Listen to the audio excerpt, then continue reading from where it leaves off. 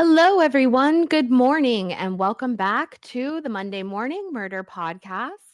I am your host, Faye Fire, aka Erin, and this is my channel, Faye Fire, obviously.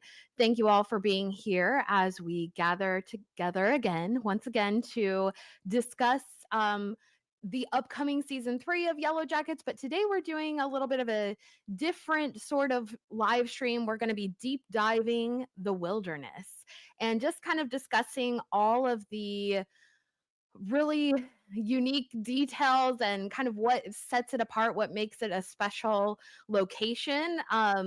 And just what's going on, with the wilderness, like what is this. um so thank you if you are here watching live. I am so happy to have you here. Definitely drop a hello, a good morning in the chat, and let me know if you're here buzzing around the hive. And before we get started, I just wanted to give a shout out to my patrons and my channel members, Luna Cascade, Casey of House Lorebridge, and of course, Northwest Moors, and any of the I've had a couple of there are free trials on Patreon. So if any of you guys are kind of checking it out, thanks for popping in. So thank you so much for being here. And I'm just super excited to kind of deep dive all the wilderness details, all the creepy stuff. Um, Before we jump into it, this morning there were some new promo photos that came out from season 3. I didn't want to like divert off to season 3 stuff too much, but I figured there are some of the photos that are kind of relevant to the conversation. So, just because we can, let's take a quick look at them just because they're pretty interesting. There's a couple of them that are very interesting. And I do apologize if you guys can hear my neighbor's dog barking. He's just always barking, so I apologize. All right, first and foremost, we have Nat here.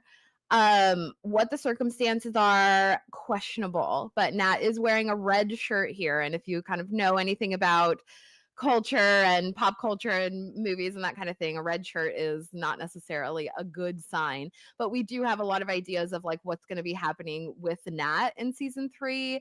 And so this could be connected to that. She looks like she might be opposed to whatever is being discussed. There's a lot, like, we have a lot of theories that everything surrounding Coach Ben and him being the one who is blamed for burning the cabin down. So maybe she's saying, hey, let's not kill him. I don't know. Oh, crap. Sorry, I almost just clicked us out of the whole stream. That would have been terrible. Okay. Next photo. Let me just, I'm gonna hopefully not click to the, okay. I don't know why. Anyways, this is a really interesting photo. It's as someone put on Twitter, they said, why is it giving Twilight vibes? And it kind of is. It's Lottie and Travis, and I don't know what exactly is going on. She's sort of lingering behind, maybe having her premonitions or something like that. Let's zoom in and see if we can kind of get any hints. Yeah, just Lottie doing Lottie things, just standing there doing her Lottie thing. But obviously a huge indication these two characters are really connected. We saw that in season 2. The connection is becoming a lot stronger, and I have my own kind of ideas. We're going to get into it more in the live stream, but there's something about Travis or just the male characters in general that I think the wilderness is really drawn to. Like maybe it's trying to um like embody these guys, or maybe it's trying to find the right male figure to embody or something like that. I just wanted to draw attention. There is a scene back in season 1 during the seance, during Blood Hive, when they're having the seance up in the attic, and Lottie first starts having her really like intense like visions or what have you. And she um Shauna goes up to her and she says, Lottie, what is it? What is it? And when she says, what is it? the camera flashes to Travis and kind of just like holds there. And he's not doing anything, he's just standing there. So I really think there's something that's being hinted at there with it, the wilderness is it, whatever it is, and the male characters. And obviously we've had, well, Coach Martinez, he died immediately. And we're going to talk about that as well. We have Javi, who was sort of the sacrificial lamb, I guess we might say, the innocent. Also, Shauna's baby, which there's a lot of implications as to what was going on with the baby. Why did that just happen? My thing just stopped sharing. Are we still connected, guys? Oh, okay. Mandy showed up. Okay. Here we go. All right. Hello. Guess who's back? Back again. I couldn't find my way here. I was lost in the wilderness through all the new updates and just a bunch of technical problems. Well, we were just talking, and so we were just talking about well, we have some new photos that came out this morning. Let me try, hold on. Hello, everyone. I don't know why it bumped me off. Mandy's back. Woo, I made it. I'm tearing. It's been so long. Sorry. Hang on, I just wanted to finish what I was saying because I was like in the middle of something. So Shauna's baby, she has kind of his own implications, especially with the vision that she had with like them eating him, or whatever she thinks might have happened. There's sort of the Greek mythology like connections with that. And then finally we have Coach Ben, and Coach Ben is sort of like on his hermitage. And so it's like, I don't know how the wilderness is making use of him, or if it's just kind of like got him in its back pocket and is like waiting for the right moment, of sort of drawing out the bad energy of the girls like upon him or something like that. So there is something to the men in the show, the male figures, and then the wilderness So yeah. So anyways, what's up, Mandy? We're just looking at some new photos that we have. We have this one of Travis and Lottie, so we're just about to move on to the next one, unless you have any extreme, insightful thoughts on this. No, I'm just gonna catch up. I want to say I've been super in the wilderness myself and in my own little cave. I'm hoping my volume's okay because I didn't have time to check. But I have not watched or seen anything. And I'm doing this purposely so that when I watch it and see it, like I'm going to have a fresh mind and just kind of not be persuaded by everyone else's opinions and ideas. I mean, obviously I've watched Aaron's things, but yeah, so I am just kind of waiting. So this is all fresh look for me. Just want to let you know. Well, I like it. I couldn't do it. She's got more willpower than I do. Well, I've been without internet for a minute, so that's that helped. That can make a difference. I was literally in the wilderness, so let me see. Okay, let me share this next one since we were kind of discussing Travis. Is this the right one? Okay. So we have this one here of Misty and Travis, which is like weird combo, weird buddy comedy. Well, we like have never really seen these two actually interact, and that might be interesting. I think it's gonna have to deal with Lottie and kind of the whole part where Travis begins on his spiritual journey and believing in something more, and Van kind of bringing him on to that side. Where's the heart? Where's Javi's heart? And that was in that kind of unity with the side of the tree, and that kind of following a spiritual path that has a purpose, and it's okay. And he was on that way and kind of discovering himself. And Missy's there. She's kind of, to me, a character that leads them to the, like, when they get in those down points as well, like with Coach Ben. And she's either like the harbinger of death with her sting, or she'll like lift you up in most positive ways and get you voted as queen. Yeah, something. You crazy FNB. I love her. Yeah, she is great. Yeah, I don't know. We haven't seen, I mean, maybe they're just seated next to each other. I just think it's funny that they chose to put this out as a promo photo because it's like these two characters but I guess considering Natalie and how season 2 ended, maybe there will be an intentional like more connecting. I mean, granted in the teen timeline like they're not going to know what the future holds, but I don't know, it would just be like an interesting weaving of the show just to see a little more interaction between the two. So, Maybe they're playing spin the soup kettle. maybe. Lucky Travis. I mean, I don't Oh, know. lucky guy. You know, Teenagers. there was an interview that came out recently and basically Travis, you know, he just says like he is doing whatever he has to do to stay alive. Like that's his whole motivation, that's his whole like that's how he played the character. He's like I just have to do whatever I have to do to stay alive because they killed my brother, my dad is dead. Like everybody I know has either like going after Coach Ben, okay, fine, yeah, I'll be the one guy. Yeah, we're good. Everything's good, you know. So he's just doing what he's got to do to stay alive. And I do Travis, like the longer hair. Let's be real. I think he I looks good. do. Yeah, she looks good.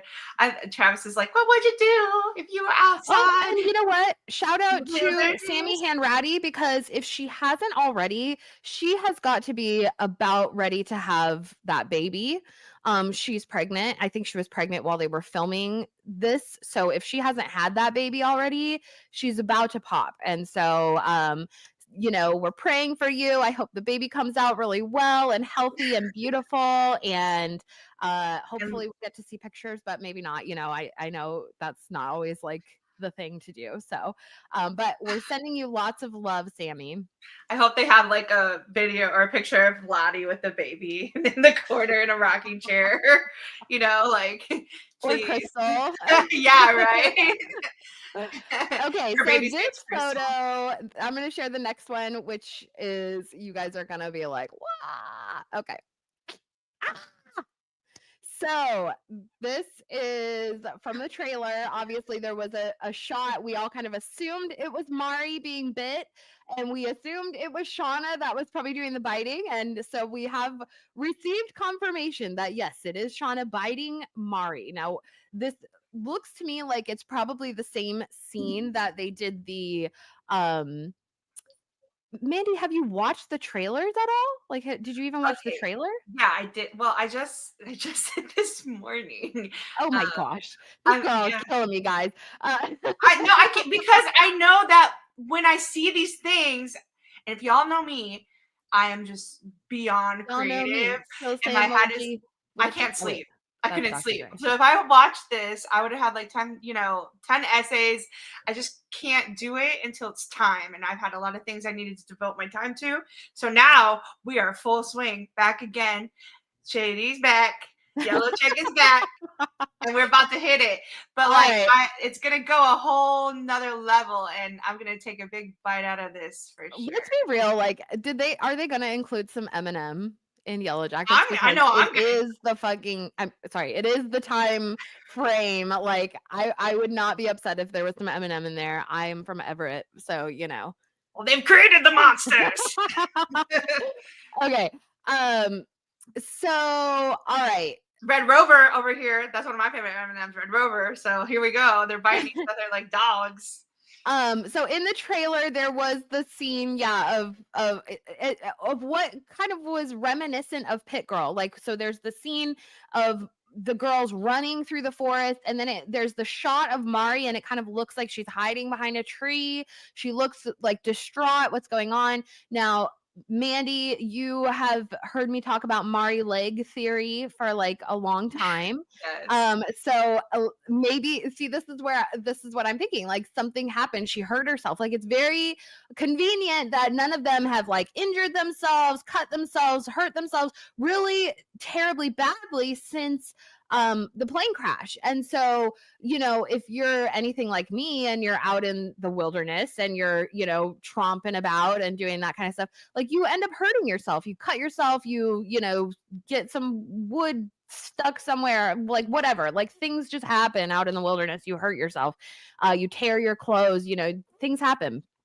And so why do I feel like we have a celebrity in the house? We have actual Nat Scatorchio sauce. I don't know why that was giving such like I mean, vibes. you're all celebrities to me. Let's just be real. I love you. I love everyone. I love you all. Thank you for watching. I see that you're watching from X. I think that's why it stood out to me because it's showing like different comments. So thanks for being here. But yeah, so I don't know. I just think it would be very like I think that you're gonna have to include something like that. Like somebody's eventually gonna get hurt or injured, something, besides being attacked by a wolf van, which is mean, like what a rarity.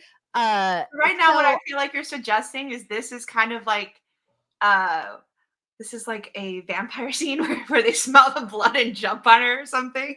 That's what well it reminds me of. yeah, because that's the kind of the thing, like, so in the trailer, like, they're all running, obviously, Mari is running with them, but then it cuts to her, like, hiding behind the tree, and she looks really scared, so, like, when with how kind of bloodthirsty these girls are, if somebody gets injured, then you're otherized, right? We kind of talked about I this. You mean, you are made the other, so you don't want to be the one saying, and in a wolf pack, if you injure your foot, you injure your leg to the point where you can't keep up, you can't run with the pack, they leave you behind because they're not going to slow down, and wait for you to maybe heal. Like, no, sorry, good luck to you. The lone wolf dies, the pack survives. And so I feel like if someone were to hurt themselves or whatever, like, yeah, they will pounce on her and kind of, I yeah. don't know. But for them to just like jump at her like the bloodthirsty savages and they can't control themselves at a jump of blood. Come on. That's a little too Well, they much. did in the I trailer. mean, I mean, they really like, and especially Shauna. Shauna's getting unhinged. I don't know. There were also some sneak peek scenes that came out this week. In the past few days, I put them up as shorts on my channel. So if you don't want to hear the spoilers, just plug your ears for just a quick second. But there was one of Shauna and well, what I'm calling it is her Clytemnestra, because she's totally like leaning into Clytemnestra. And then also we have like the Greek chorus, which Van was leading, where she's like, um, she was basically like telling the story because this to them is a story, right? And so she's Van's telling the story, and then Shauna's sitting by herself in one of the tents, and she's just like, I effing hate them, and like writing in her journal, I effing hate them. It's her burn book, like she doesn't want anything to do with them. They're all like playing about sacrifices and miracles, and I had to bury my baby in the cold, and my best friend is dead, and my baby is dead, and she's just fully like just unhinged, angry, unapologetic, like, her frame of mind in this season is terrifying. I mean, is it like an ear for an ear? She does have those It's appendage more like an ear appendage loves. for your like liver or something. Like She likes she those is little. not she's out for blood. There's no qualms. Like she's unhinged fully. Do you feel though? I mean, I'm excited to see where that goes because I really feel like with Lottie, she kind of laid down herself. She bore all the burdens, like her and the bear and that symbolism, with her bearing all the burdens of Shauna's pain by taking that pain from her. So even though she has been unhinged and this like ruthless wildness, kind of, vulnerable, yet back to this low emotional state where we're just don't know how to process these emotions, and as a teenager and all of these things are happening to her. I really do think that yes, she has become unleashed, but I don't know about unhinged. I would say more that that scene, particularly with Lottie, did play its part because it's supposed to have like a healing journey through that like kind of whole exchange of energy and exchange of Lottie carrying the burdens and giving it off. And then I know that also Shauna beating the crap out of her in like domestic herds and things, that shows that you're the new queen. It shows that those types of things. So it could go one or two ways, but I don't know if she is more unhinged or more power hungry. It might be something a little bit more different than that. A little bit, you know what I'm saying? Like more complex.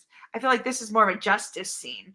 Like probably she did something to, in Shauna's mind, deserve it. So she's trying to bear like, hey, you hurt my hand, so I'm gonna hurt you back.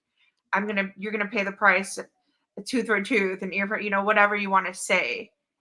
It could be like that, I think. As now Yeah. Sean is holding the hand of justice, which the fist of justice, or whatever you want to say it.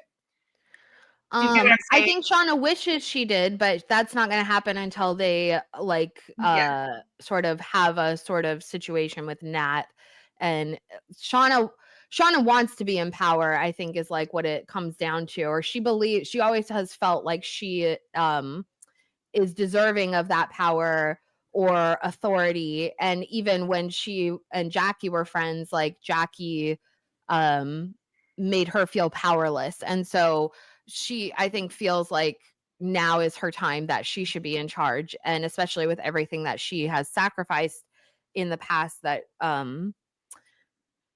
she has earned it or something like that. But honestly, like, she hasn't, because look at how she behaved. Like, even though she needed to take that emotion out on Lottie, she's still carrying all that emotion. It wasn't just a one and done thing. Like, she has gone, like, the pain she is carrying, it, like, it couldn't be mitigated by beating Lottie up. That was just like a a a punching bag, like, for the Well, yeah, moment, but, like, Shauna has way more than that built up in her, and, for like, sure. that's just how she is. She's just kind of she's a person that carries around a lot of rage. Okay, Well, we so see it. I want to add on to that because we also see that with Adam too. But yeah, I'm saying that was more of like an unleash of her, I guess, wilderness, her raw power, her going back to that domestical, or like the animal nature is just for her. That's what it seems to be, that domineering thing. yeah, And so she could have run crazy as well with power, and just like she becomes a bully. Because um, before, interesting, I thought we always thought Lottie was the bully. Remember, like in the beginning in season one, everyone's like, Lottie's a bully. She's pushing around. She's always kind of making fun of people. But now, like, Shauna has Lottie's power. um, Okay. yeah, I don't know. I think Shauna, she has a lot of, well, we could get into, like, the postpartum aspect of it, even because she has a lot of, like, Ugh. hormonal changes that she's going through that none of the other girls could even, fathom or explain or have ever experienced, because that's just something also that you go through. But that Because also you're pulls like full of hormones and you have, like, your body has to, like, purge them out, basically. that also in the wilderness though creates like that scent and creates like a whole dominatrix in space.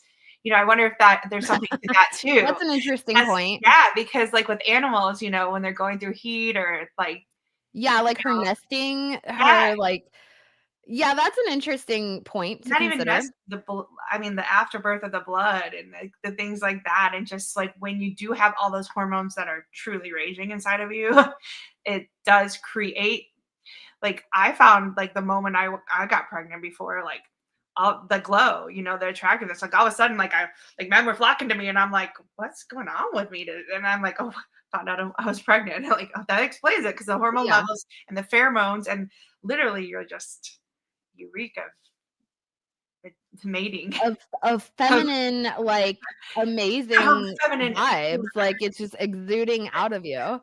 Yeah. No, I did, like, when you're like, yeah, there's moments where you feel like the most powerful, but then you're also, like, adding that in with morning sickness, but anyways. There were a couple of, photos from previous that I, meant to share with you guys during the last stream, and I ended up not getting to them, so I just wanted to quickly go through them, that they've come out over the last month or so. So, there is a shot here where the girls are, it looks like they're drawing cards, so they're playing the game. So, um, we have, Mari. Well, Mari's still looking good here. Could this be just prior to, like, the running scene and that kind of thing? Uh, Lottie and Travis, and then Van, of course, is our card dealer. And then Nat, and then we have Shauna, like Shauna and Nat sort of opposite each other, and we don't see Shauna's face, but at this point, like, we know so much that's going through her mind. So I just really think this is a great shot. Let me just click through these really quick so we don't get too caught up. There's this one which is very important in my opinion. So here we have Thaisa holding the gun. We have Nat in the background. She's crying. Misty is back here crying. And the other girls just sort of, okay, it is what it is. So I have a feeling this might take place in the episode called Did Ty Do That? um I like Ty's outfit here also because it's very like executioner. So I don't know. You guys know what I have in mind for what's going to happen as far as like Coach Ben and that kind of thing. Um, but you know what? I was just like thinking about the implications of it all, actually, like while we're on the subject. I was just thinking about like the implications of all of this. Like, if Ty is the one, so let's just say the theorizing, let's just pretend it's true. So let's pretend Ty actually was the one that burned down the cabin, right? That's what we've talked about. Like, it was actually Thaisa in her alter state that burned down the cabin. Maybe Van knows about it because in my video that I made, we have Ty and Van were sleeping in the bedroom that's in the cabin. So there's like the downstairs, there's a downstairs bedroom, and then they have the loft area upstairs. And in the downstairs bedroom, there's a door to the outside there because, as we know, when we first enter that room during the fire, Ty is in there trying to open the door and she says it won't move. And Van's kind of standing off to the side. So, like, if Ty was the person who set the fire, let's just say, okay, we're just pretending, what does Walter say? Try to yes and a little. Okay, so um, so Ty burns down the cabin. They then are like, no, it was Coach Ben. They play along with the whole lie. Okay, it was Coach Ben that burned it down. Okay, we're gonna find Coach Ben. We're gonna hold a trial and we're gonna find him guilty, and then we're gonna execute him for his crimes because according to sort of wilderness justice that we've talked about, this is like their first sort of iteration of wilderness justice, right? So then they get rescued. Okay, this is big picture. Then they get rescued and they leave the wilderness. And Thaisa decides, okay, I'm going to go to Columbia. I'm going to go to law school and I'm going to become a lawyer. What does she choose to study? She chooses land use. Very random, very, very random, unless you had a reason that you felt like that was going to be important. And in my opinion, like going back to the first episode of when Ty and Shauna are at the diner and Shauna says, if anyone's digging, we're all effed. So like there's evidence back there. There's evidence in the wilderness of what happened, whatever their like crimes, whether it's, the cannibalism, whether it's some other form of criminal activity, whether it's like their, wilderness justice trial that they have. And perhaps like Coach Ben is executed and they, there's evidence of that. Like there's evidence of a wound from this weapon. Sorry, I'm trying to like be mindful of wording so YouTube doesn't, crank down on us for censorship. But anyways, so yeah, so like there would be some evidence. And so Thaisa literally, she like lived out her whole life so that if this were to happen, if something were to arise, they were caught for some reason, someone was out there digging, that she would be in the position to defend them or herself, especially considering she's playing the executioner in this scene. That like, I don't know. I just think it's like the implications of the whole thing. Like her whole life has been designed around this. She studies land use, all this kind of stuff. She goes to the heights of power so that like people aren't she feels like she's above the law maybe, or above authority or being pursued for something of that nature. And it's just so interesting, just the implications of Thaisa Turner. I just think she is just such a mess. She is just such a hot mess, and I love every second of it. I really love Thaisa. And sorry, one more thing. Someone on Twitter, I don't know who it was, and I'm so sorry. I shared the link on my Patreon, but somebody did one of those zodiac things, like where people will be like, oh, this is, and they'll take like a TV show or like a story or a book or whatever, and they'll say, okay, these are the different zodiac signs. This is the Capricorn sun, Capricorn moon, Capricorn rising, and Venus. So like the different signs. And so you go through the whole thing and then you get your things. Well, I did my big three, my sun, moon, rising signs. And let me tell you, my sun sign is Thaisa Turner, Senator. My moon sign is the man with no eyes. And my rising sign is teenage Thaisa in her alter state. I'm like, I am all three phases of Thaisa. I thought I was a Shauna fan over here. I'm actually Thaisa, so that's great. Well, I can identify with Shauna a lot more now and I thought I was a Misty fan too. So I understand. We actually did that. We talked about all of that stuff long time ago. Yeah. We just didn't make the videos. But I don't think we took it as far as Sun, Moon, Rising. What's that? I don't think we took it as far as Sun, Moon, Rising. Someone else did the whole thing. They make like a whole, like, they'll break it down with like every little thing. And like my husband, he got his Scorpio sun was Callie. His that makes sense. Gemini moon was Coach Ben, and his Sagittarius rising was Adam. And I was like, dang, yours is like sexy. Yeah, Coach Ben is a Gemini though. We've discussed this. He's an actual Gemini. So who is? Coach Ben. I mean, we talked about it on my birthday, which I'm also Gemini. So. Makes sense. Yeah. I think Callie was like very Scorpio. I think they used her for a lot of the Scorpio stuff, but yeah. Anyways. All right. That was a long tangent for a lot of nothing, but anyway. It's everything. So, let's actually get into the wilderness stuff now that we've kind of gone through those photos. I just really wanted to get caught up on those. There was a lot that I realized that the last time we did the thing that I forgot to go through the teen photos. So I just wanted to share those really quick. All right. So let's get into the wilderness. So we're going to discuss all of this.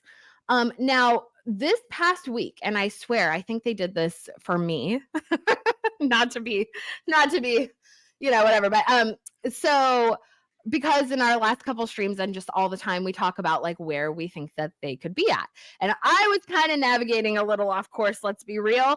I was talking about the Nahanni National Park in Nahanni Valley, which actually upon my reassessment is just it's just too far out of the way. However, I do really like the implications of it all, the vibes, the lore that come with that location because it has such a unique lore. And so anyway, so Yellowjackets this week put out an official sort of like or not fan, it's just like their official thing with the actors and that kind of thing. They put out a video and they were going over some Reddit theories. And somebody on Reddit did a very fantastic job of kind of actually creating a potential map of where the location could be, where they're trapped. And kind of and I mean, they were detailed. They did sort of like a radius.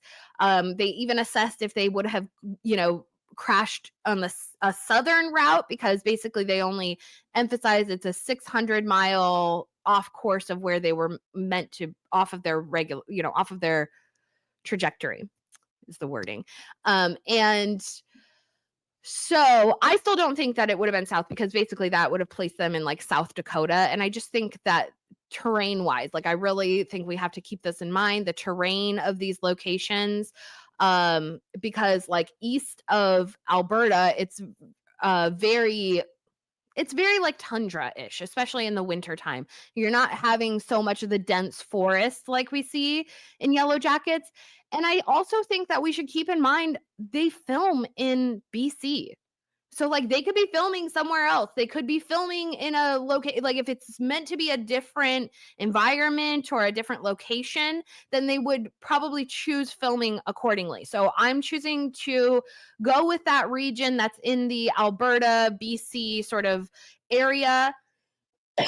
Excuse me. And so what they kind of discussed in that video, or sort of landed on as a general vicinity that the girls might be in would be uh, Jasper National Park or National Forest, which is in Western Alberta. It's near Banff National Park or like Lake Louise. Um, and I agree, Kelva Karain, yes, I agree. I've always, like, felt they were kind of closer to Seattle. If they're not, then, like, I don't know, choose your filming location that's a little less conspicuous. Unfortunately, the person who's covering the show happens to be from that area. So, I don't know what to tell you. Um Yes. So and thank you, Lorena. So there's a lot. And I was trying to do some more research, like on creepy occurrences, haunted, sort of things, haunted woods, haunted this, haunted that, anything like that really going on in Jasper National Forest. Unfortunately, there's not a lot, which was like, okay, like there's so much in the sort of surrounding regions, and then we're gonna kind of land on the place that doesn't have a lot of lore. But okay, so your main lore that's sort of coming out of those areas are things that Mandy and I have discussed in the past on the podcast at length, which are the Wendigo and the Wechuga. Mandy, I'm sure you recall us talking about this back in season 1, probably, or well, it was season 2 of the show. We did it backwards. We covered season 2 and then we covered season 1. So we're kind of backwards on this. But when we were discussing season 2, probably in the early episodes, probably like I want to say in maybe the first episode that we did for season 2, we were really deep diving into all of this. So I'm 2-3 if you want to go back into it. yeah. But Yeah. yeah, but we've talked about it several other times too. So, and I think you've also made a video in pertains to some of it.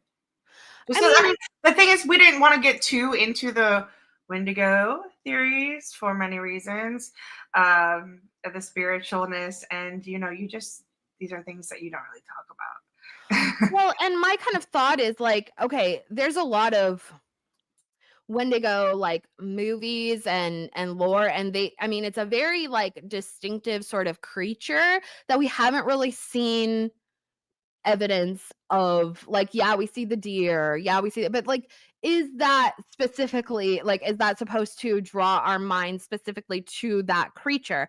And the Wechuga, which is another, so basically the Wendigo, I'm sure you guys are kind of familiar with that lore. It comes from Algonquian folklore. And they Shape. kind of look like a deer, but they have like arms, like human arms coming from the head, and there's antlers, obviously, um, and then it's like a rib cage. I don't even know. It's Well, a the very shape. kind of gory creature. And, we had the scene, like, with Lottie, and she sees the deer with, like, the bleeding antlers, but that's actually just, like, a shedding. Like, that's actually a natural thing that happens. So, even though it's creepy looking, it's actually a natural thing that occurs. So then that's kind of another thing. So then we have to start to wonder, like, okay, so if we're not in a super spiritual location or a super like creepy lore location, is that the purpose? Is it all in their heads? So Is it just us? Sophie knows. Sophie knows. You better be careful saying that word out loud. Okay. Okay. Yeah. Uh But so I yeah. mean, in our No, I heads, agree. but that again, truth, it's subjective. Everyone's truth is the truth, and sometimes it's their own truth, and it's anyway. You go on. Well, and the Wichuga, while Marjoram has similar like traits. So and the Wichuga is from the Athabascan people. So I think they're more northern. So these are just kind of like sort of neighboring communities or tribes or what have you. They kind of have similar lore because both of these creatures are known for inspiring like a cannibalism or wanting to cannibalize. And my reasoning for always bringing the Witchuga back up is because I feel like we got more of an example of this one in the show, if this is the case. The way to kill the Witchuga is by throwing it on a campfire and it being kept there overnight until it's melted. Isn't that very specific? But both of these are like viewed as sort of a curse, or like a haunting sort of energy. There's also when I was researching these, I came across this idea of a culture bound syndrome, which I thought was really interesting, and so I made some notes on that, because it kind of could explain like, well, what if the Yellowjackets sort of have their own culture bound syndrome when it comes to this? And like Lottie might be like the prime example of who that could be, where she's in communication with this wilderness entity that they encountered while they were out there, sort of coming up with their own like mythology of the whole situation, between the antler queen, between, you know, their game, their queen of hearts, and this kind of thing. So a culture bound syndrome is a condition or an illness or a syndrome basically affecting someone that like, for example, would be like the evil eye. Okay, so a doctor is not going to be able to diagnose an evil eye. They're going to be like, well, that's kind of in your head, isn't it? But like if you ask somebody that comes from a culture that believes in the evil eye, they believe in the evil eye and they believe in the effects of it and the you know what happens because of it. Another example in our culture that you guys might be able to connect with a little bit, actually they say PMS and PMDD is a Western syndrome of a culture bound syndrome. So like when people say, oh, it's that time of the month, you know, well, that's actually a culture bound syndrome. It's not necessarily, anyways, we don't, or even like berserkers in Viking culture, which upon, yeah, when I was reading that, they said that the behavior disappeared with the arrival of Christianity. So, and also, you know, probably not like eating a bunch of mushrooms that are going to make you act really crazy, but that comes into play as well. So, yeah, so exactly. So I think that what if the Yellowjackets sort of develop their own culture bound syndromes, and then we have poor Lottie who's going, you know, being sent off to the mental hospitals and locked up there for, you know, periods of time, when it's like, well, actually, and Van is the one who's always defending her in that regard, where she's like, no, we take care of ourselves because what's happening to her, and the same goes for Thaisa. If Lottie is crazy, then Ty is crazy. So Ty is in no position to judge Lottie as being crazy. They're both being like affected by this sort of culture bound syndrome of their experience. So I just thought that was really interesting to kind of consider, as opposed to an actual like known deity or spirit or, you know, haunting kind of monster or what have you. It's just an idea. I think another thing to add to this is when you and if you believe in these things and you start to unlift that spiritual veil, or even if you ask God to show your eyes, you know, show you the spirit ways, whatever you believe, but like once you unlift the spiritual veil, you start seeing things more, and things more will be revealed to you, and more that you look, the more you find. And I think it's the same with a lot of things, actually. The more you look for something, the more you're going to find. You know, if you want to find something, you know you're going to find a reason. If you're looking for a reason, you'll try to figure out what. And it's the same thing actually like narcissists will do to you too. And I know we talk a lot about narcissism and the different types and how each character kind of has a certain type of you know, it's very broad spectrum and everybody has it. But we all have different types, and some are, you know, more than others. And it's just when you're looking for, when you know what to look for, you see, and then you'll start to recognize it more. And then from then on, you're going to be more knowledgeable about what to look for. And so that's exactly like what we get with the map, and when they're writing down everything and where they're making all their markers and how they're knowing where to look. You know, it's the same thing as building this map. So it's just kind of an incense. So kind of take that little physical map and start thinking spiritually with that. And you're kind of going to see with the evil eye, it does, I've experienced some terrible things with it. So I, Yeah, I believe in the evil eye. I think it's a really interesting concept. it's just I know Mrs. going there. Duncan the Tall over here, I know she believes in it. Not today. Not today, Satan. Yeah, exactly. So, all right. So that's kind of, yeah. So it kind of comes into, I guess, maybe because they're not in, I mean, and and granted, this is just kind of a ballpark of the area that they're in, based on a theory, but I just thought it was useful for us to discuss it because this official Yellowjackets account, they shared it, and so they kind of made a whole thing out of it. They emphasized that specific theory. So I think that probably has a lot of hints in it as to where we should be looking.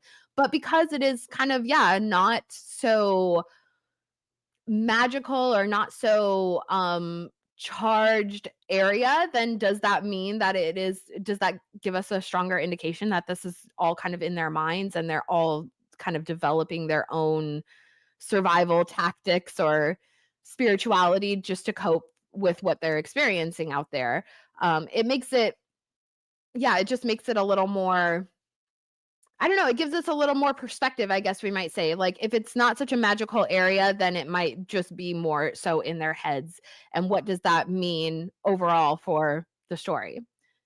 Yeah, well, also with the environmental factors, Yes. the sulfur, the different, even if you're just more exposed to different things like iron, and like anemia and the types of blood and the levels and things that happen with you and your particular DNA and how it processes it.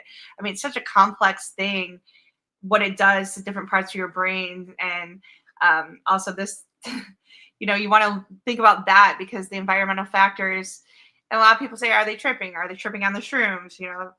And then when you do that, that's the difference. Is it the natural factor, or do we turn into the human factor where we turn it into rituals and religion and make it about something more than just simply what it is? Yeah. Yep. I agree. Are we closer to death, or are we just truly living? It's a good Yeah. question. Are we dying to live, or are we living to die? One of my Exactly. favorite songs. So. Now, one of the other things that they discussed while we're kind of on that, yeah, like an environmental toxins. So in that same video, they talked about the girls potentially being affected by parasites, or they ate the bear back in season 1. So could the bear have had parasites or had some sort of condition, and maybe they didn't cook the meat well enough? And my husband was in the background like, yeah, that's the one I always talk about, da da da, because he's always like trichinosis, because my husband's a hunter. He loves to speculate on all these things. He's a great Yellowjackets theorizer, but That stuff's so real, but I'm gonna tell you, like, it is damn near impossible to actually like diagnose most parasites or figure out what it is, or so hard to figure out what type of parasite it is. well, and also there would be other symptoms, like first of all, like so in your poop, you would see segments, probably depending on the type of worm, the type of parasite. Now, granted, you're not always shedding them, but like at a certain point, if everyone was infected with, because trichinosis is a disease that comes from roundworms. And if you guys want to hear a really disgusting story, can I tell you one? Because I'm a disgusting wilderness person. So Goodness. in the fall, I swear to God, this was the nastiest thing I've ever seen in my freaking life. First of all, drop in the chat. I want you to drop Mexican flag emojis, okay? Just drop the Mexican flag emoji. Do it now. And I'll tell you the story as soon as I start to see them in the chat. Mrs. Duncan the Tall knows exactly what this story is because I told her, because it was just it was insane. So I live in Alaska. There's a lot of bears here, and they eat whatever. They're not super like, partial. They're not wanting the 5-star gourmet meals. And anyways, one morning I woke up and I was looking out my window out into the driveway, and there was this super long thing in the street, and I was like, "What is that?" And so I was like, "Let me go out there and look." It was long, it was white. It was a tapeworm. And when I say long, it was like 10 feet long. And it was disgusting. It was massive. And I was like, "Oh, gross." And so I wasn't gonna do anything. It was like out in the street. I'm like, I'm not dealing with that. That is not that's street problems. That's public domain. So I came back in my house. This is where the story gets disgusting. This is where the Mexican flag comes into play. What is on the Mexican flag? It's an eagle holding a snake in its beak. All right. Well, we don't have, we have plenty of eagles actually, but in my story, it was a raven and a tapeworm. So that's my story for you all. Yeah, Yeah, it was so gross. I mean, it was one of the most disgusting things I've ever seen, but it made me laugh so hard, and I have been holding on to that story for months to share with you guys, so you're welcome. Don't you love me? tapeworm eggs, you can get them from, I mean, they're all over. I mean, worms, they're everywhere. And Mhm. we actually have a lot of parasites in us already, whether you see it or not, but they're just doing the regular thing. On our skin, we have demotics and like we have a lot of stuff. They're all sharing the same poop bucket. And Yes. when you don't clean your toilet, like there's kids, little kids. If anybody lives in a big family has little kids, and it happens a lot of times through the school, you get like either lice or there's pinworms. Mhm.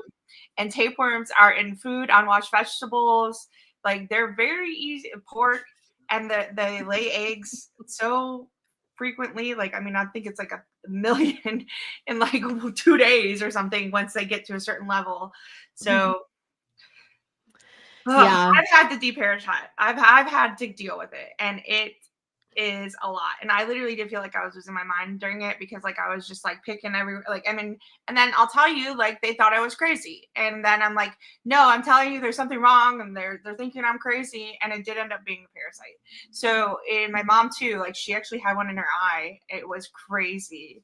No one believed her. Let's be clear, like Americans are riddled with parasites. Like It was we don't maintain deworming like other countries do.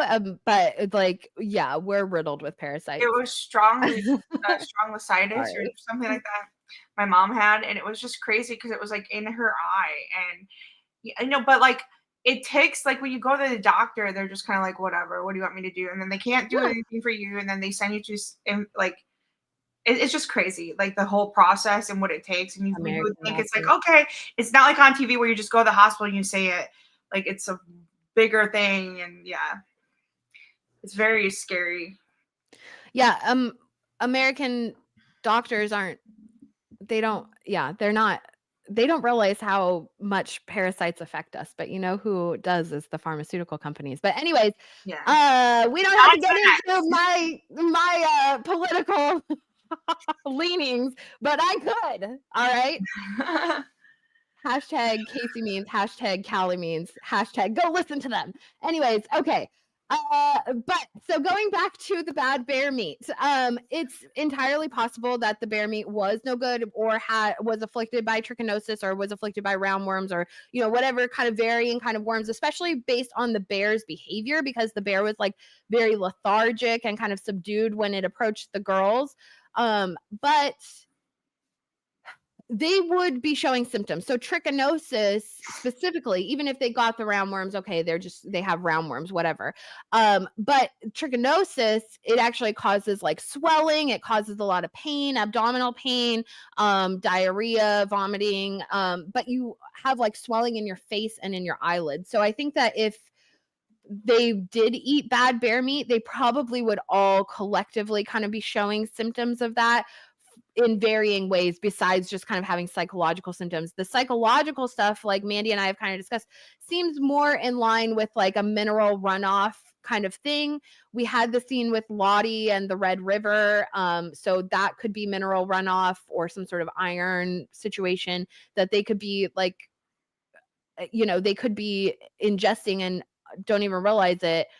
One thing that I did want to point out, because I was like, I wonder if there's any like natural dewormers that they could have, like if they did by chance, I know. I'm just going out on a limb. No, let's skip that. No, because one thing that I found that was really interesting as far as natural dewormers is Fermentation. there's a material called propolis, which is made by bees. It's a byproduct of like a beehive, okay? And it is believed to have medicinal products and potential deworming properties. Like the worms like stick to it. It's sort of not the wax, but it's some sort of, anyways, whatever. So I was like, oh, interesting for the Yellowjackets. Well, maybe they are natural dewormers and they're just a byproduct of a. You can buy this for $4.99 on fayfire.com. Yeah, exactly. Not really. We're Yellowjackets, okay? We're not bees. There's no honey. We kill. I know. We're here to kill. I was just trying to like look for any little thing. I don't know. Say that? You say the word K-I double hockey sticks on YouTube? What's that? You say the word K-I double hockey sticks on YouTube now? I don't know. I try to avoid it as much as possible. Like if I slip like one or two in there during the streams, then I'm like, okay, hopefully it won't. And I'm trying to just avoid like, yeah. Thankfully, there's a lot of you guys here watching live, so that's the best. That's the best, way to fight against YouTube is just by you guys all being here. So, thank you, and like and subscribe if you're not already. We are going to continue covering. As season 3 comes through, Mandy and I, we do weekly live streams to cover the episode. So if you are enjoying the live stream and you're enjoying our silly faces, definitely hit the like button, subscribe to the channel, and ring the notification bell so that you never miss an episode. And we stream every Monday morning after the new episode. So anyhow. Wait, so what do you think about, the 2 episode drop? What? It's gonna be too much. You're the one that I didn't even believe you when you said that at first. I was like, 2 episodes, really? But you're the one that told me that. And I was like, oh, dang, girl. I heard it through the grapevine. I think that it's probably a smart way to do it, because I do think that the first episode is going to pick right up after season 2, but then they're going to do a time jump because they said they're going to do a time jump. So I think that episode 2 will be in the time jump. So I'm really mad about that because I want to see how they make all their forage. Like I'm over here, like I'm naked. Anyone knows that watches our episodes, I am a naked and afraid. I love it. I'll be thriving out there. You find me out there naked. I would be like, woo! I love how they make their shelters and huts, and I want to see what each girl does, how the tribes are formed. Like I feel like this is a whole season of Naked and Afraid in itself, like island episode or like wilderness episode where we'll see the teams. They need to have like running races or something. Grand trophies, the Olympics. And I feel like they're going to skip that. And I want to see the tactics that they use or come up with. I think that would have been a really good and interesting way to put things together and show each girl's knowledge. Do they pay attention in trigonometry? No. Well, they didn't care about that, but did they care about, social studies or who paid attention in home ec? I don't even think they have, what's the class? Home ec. What did they call it? Something else nowadays. It's not the same. I don't know. But, in the 90s, we had tool class for home ec, right? We would take it for 1 semester. The first 9 weeks we would be at least in my school, we would be like in the woodworking shop. And then the second 9 weeks we'd be like in the oven area. And the other, it would just be funny to kind of see who pays attention to these things. And I think it would give such great character insight to each girl if we had, not that we need more, but I do need more. I don't know. I would. She just did like what's their blood type, really? Yeah. We should know what their blood type is at this point. It's like when I love Sailor Moon, we know all the Sailor Scouts blood types. Why would we not know all of Yellowjackets blood types? Very good point. Probably Misty's AB negative. I don't even know their family members. Definitely Nat's O negative. She's a universal. So. The point. Jackie's got Um, golden blood.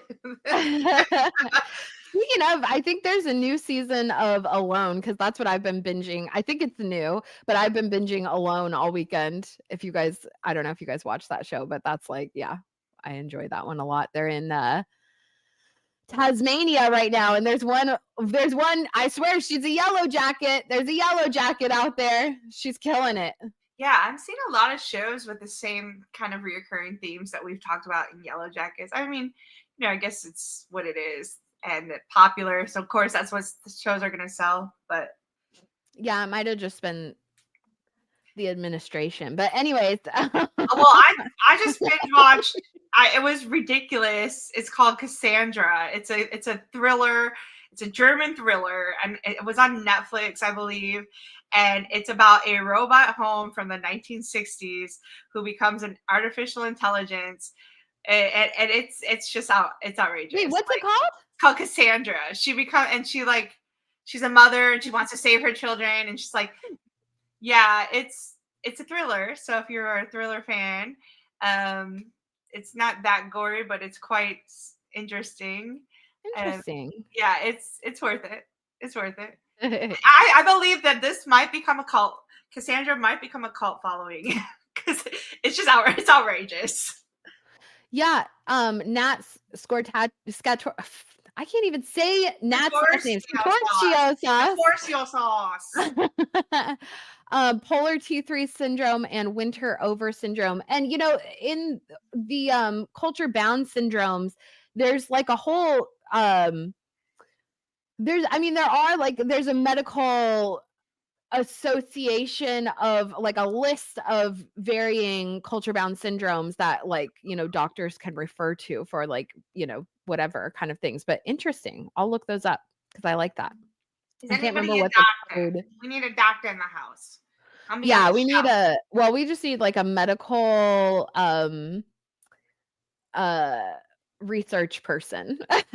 Oh, you mean wait, so you're saying my 3 classes at the for babysitting and Red Cross don't count?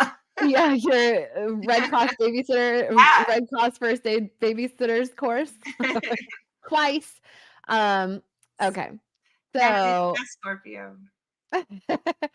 Now, let's go ahead and talk about obviously something that's hugely important to the wilderness, which is the symbol. And the symbol is obviously like questionable, like what the heck is going on with it? And what caused it? Why is it on all the trees? Hold on, let me pull up a photo. Aquila is like Doctor Who. Wait, what's it called? Dr. Doogie Howser. Aquila Hauser. You guys were a little rusty here. Don't worry, we're gonna be good to go by next week. This is our first time podcasting. I know. I saw a comment before just saying, I'm sorry. First off, I do have high functioning autism and I interrupt a lot, and I try really, really, really, really hard not to. I'm working on it. We've gotten a lot better. So I apologize in advance. But, and it's been this is the first time we streamed together in a minute, so please bear with us as it's a little chaotic. But since last time we streamed together for Yellowjackets, I think it's been. Well, you came on for House of the Dragon a couple times, but I mean that was literally during the summer. So I mean, I took a long break from the channel myself for a few months. So yeah. But yeah, all right. But we wanted to get a little, get grease the skids, as Crystal would lovingly say, before the season started. All we have to say is the bus drivers are here. We just need to figure out where your houses are on the map. Let's go. Okay, so the symbol. All right. So the symbol is on some various trees, and I have some photos here because okay, so first of all, the very first time we see the symbol is actually in the scene that I'm showing you right here, which was it was in episode 2 when Coach Martinez falls from the tree. And that's the very first time we see the symbol. As we recall, Coach Martinez was bleeding profusely during, his final moments. And so is that part of it? does there have to be blood shed like onto the symbol? You know, we see like kind of some hints to that, like in season 2 with Shauna when she has the baby blanket that has the symbol sewn into it, and she ends up having a nosebleed, and then all the sparrows crash into the house. The plane crash in and of itself, is that like was that enough to sort of activate whatever is going on in this area? Or is it constantly active and constantly hunting and constantly like searching for prey? I mean, I'm just posing questions because I really don't have the answer. There's a lot of speculation on what the symbol actually represents or what it, you know, possibly means. Of course, we've talked about varying ideas. I am a big fan of it being a sort of as above, so below sort of thing, but also as just kind of a general map.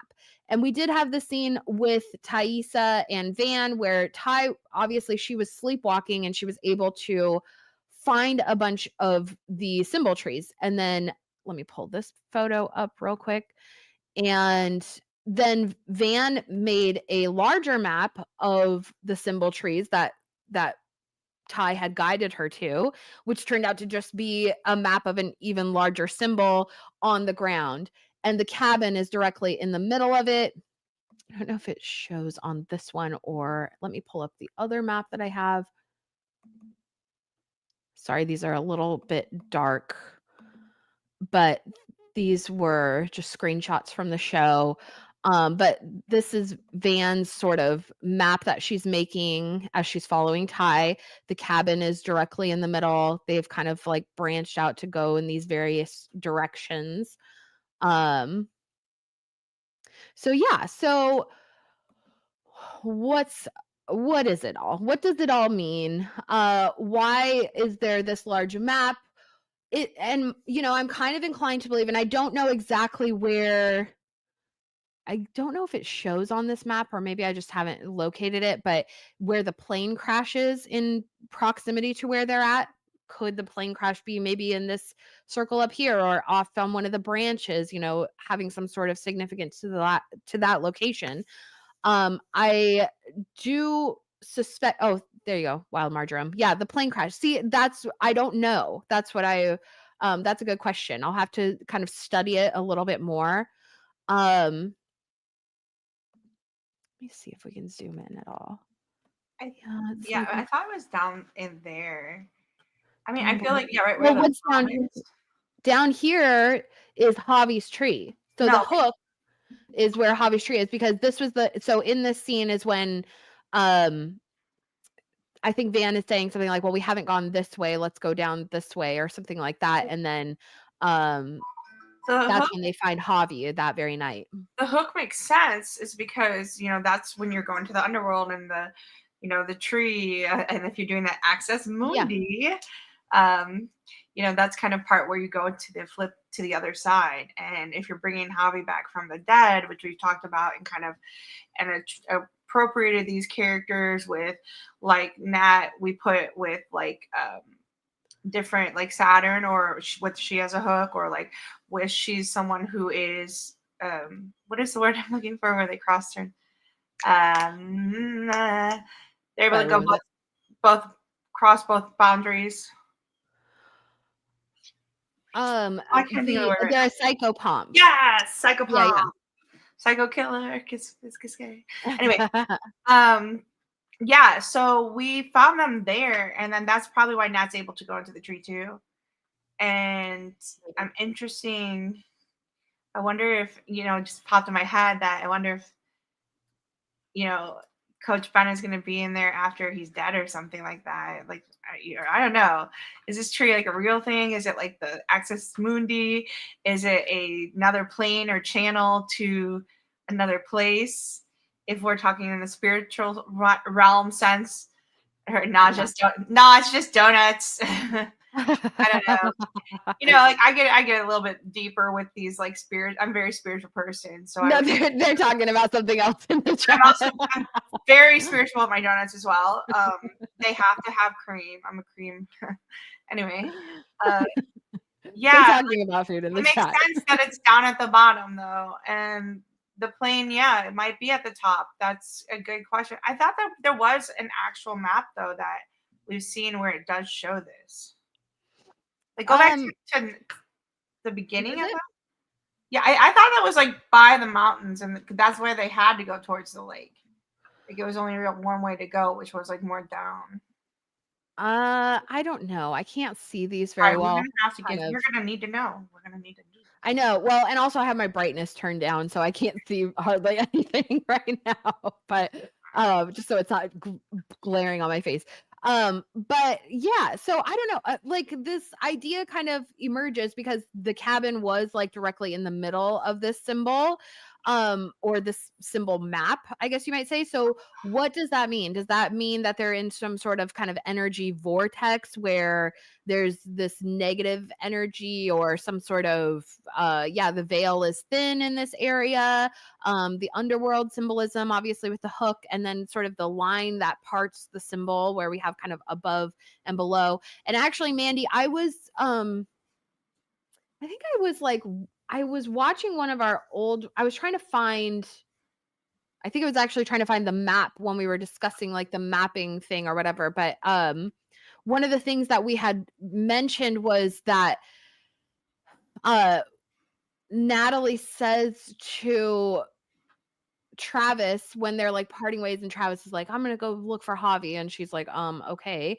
Well, let's meet back up when the sun hits that peak, is what she says to him. And so Oh, something about that, and then I think that's the same, it might be the same, or maybe they were meeting at that spot, but remember she found that there was that stump that they had found that had was kind of melted around it. Um the water. the tree was still like fairly alive and had like moss growing on it, but it was in the middle of the winter. So it was like kind of a weird, and it's kind of similar to the tree that coach is staying at. So anyways, I'm just kind of sifting through thoughts. Yeah. But yeah, so you just kind of have to wonder like, is the symbol, is it is it holding that energy in? Is it protecting people from entering, or is it trying to lure people into that area?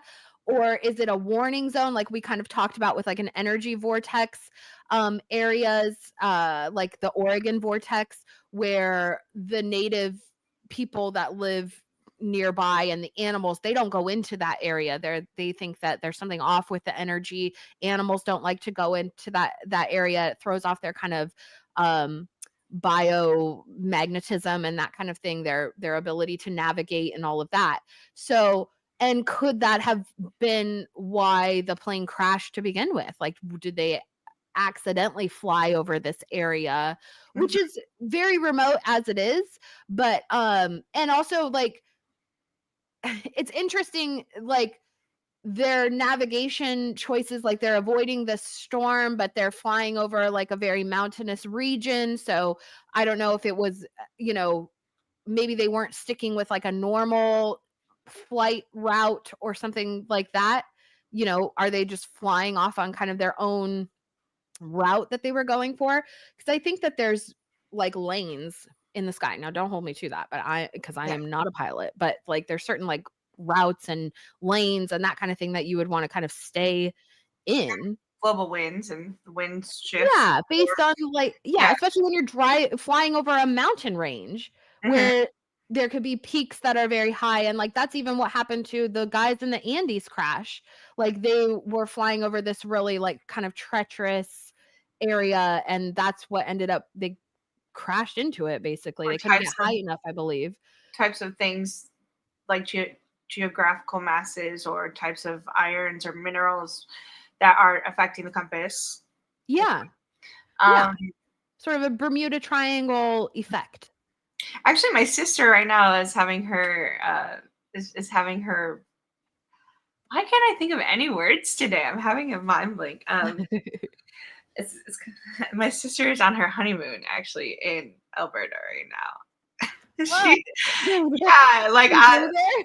we're from Miami, so you got to go somewhere cold. I don't know what she was thinking, but She should have so come and and visited me. they watch it. So congratulations to them. They're watching us right now. Well, probably not, but she does Is watch it her. She's Rachel? yeah, yeah, and hopefully we'll have Rachel, you her. should have come and visited me. Yes, my sister Rachel. She's the most beautiful girl in the world. She was the most beautiful bride recently, but like literally, I was just crying the whole time. But she just got her doctorate actually in like therapy, so maybe she can get on and talk to us about some of the other things we talk about, like with narcissism and like not Well, I really. mean, if I mean, anyone needs therapy, it's probably the people that like recreationally talk about a cannibalism show. yeah, right.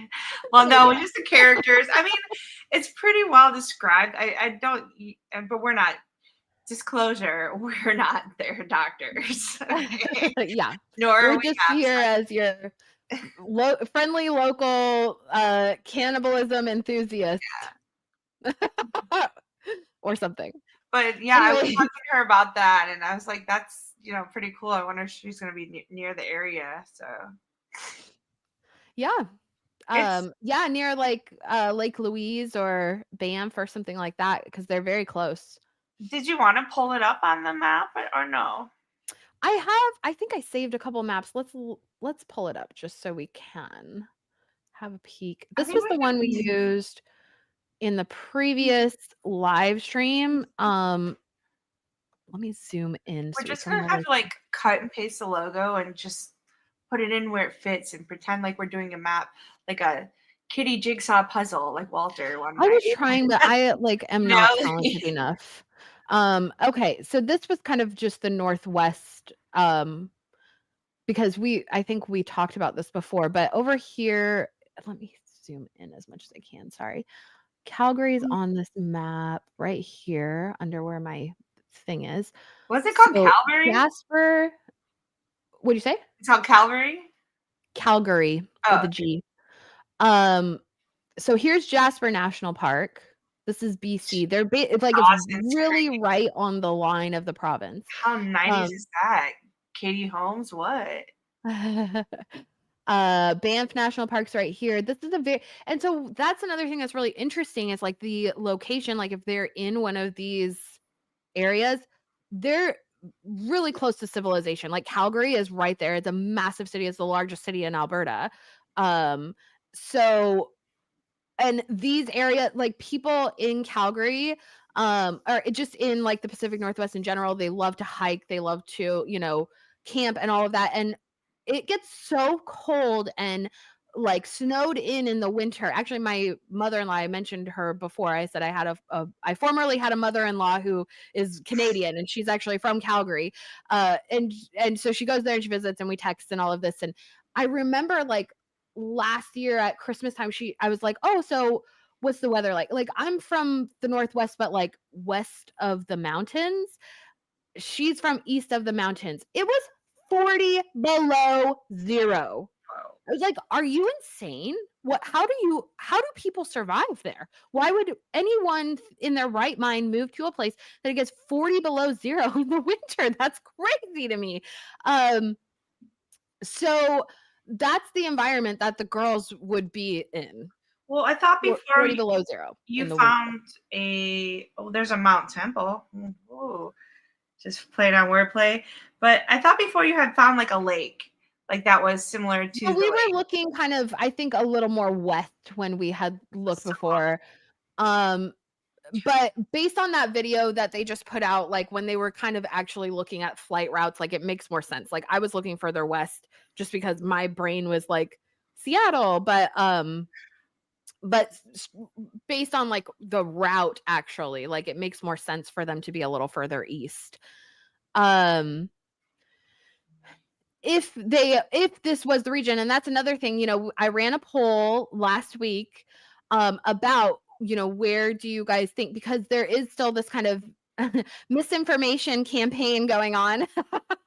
We're going to call it that. It's a misinformation campaign that they're putting out, misinformation, disinformation, that the girls are actually trapped in the Ontario wilderness. And I just am not going to take that lying down. So I mean, I'm not gonna lie.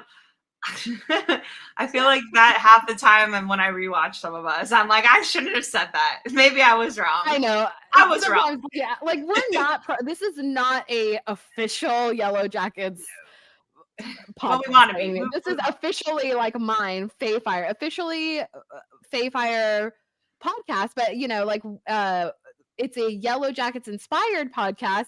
But we're not pros, and we don't. It's not like I have like Ashley's number in my phone, and I can be like, Ashley, tell me this. Da, da, da, da. Like, no, that's not the case. Although, if she wants to DM me, like, girl, I'm always here. But we're just geeking out with y'all, and yeah, we're just doing the best trying to we find the can. answers. I need to know. I know. I actually had what really happened out there. Somebody come at me on X this weekend that were like, "You're sharing our stuff, and you have a check mark, a blue check mark. So that obviously means that you are taking advantage of using our stuff and not citing the proper sources of who made it." I'm like, it's a photo edit, and I pay for my blue check mark, and I have 200 followers on X. Like, are you insane? This was, anyways, but we don't have to get. I won't name names. We're not name dropping, but at all. But yeah, I work really hard for everything, for my channel, for everything, and I pay for subscriptions to photo editing things and that kind of thing. So like, yeah, we're not endorsed, we're not paid by Yellowjackets. Although if they want to, feel free, and I might be able to bite my tongue on some of my personal opinions. But I'm not paid at all. I just love Aaron, and I love you guys, and I love like just go down the brainworm with other people versus like in my room, like fucking Charlie Day with where are they located? I'm just far too opinionated to be officially endorsed, probably. They just won't do it. They're like, I've heard some of the things you've said, dear, on the podcast. We're not sorry.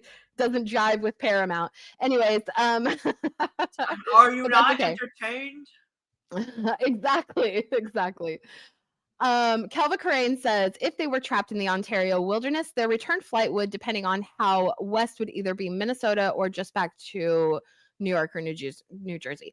Yeah, the Ontario thing is confusing. I originally thought it was Ontario because they flew from New Jersey, but however, after rewatching, I believe it's BC.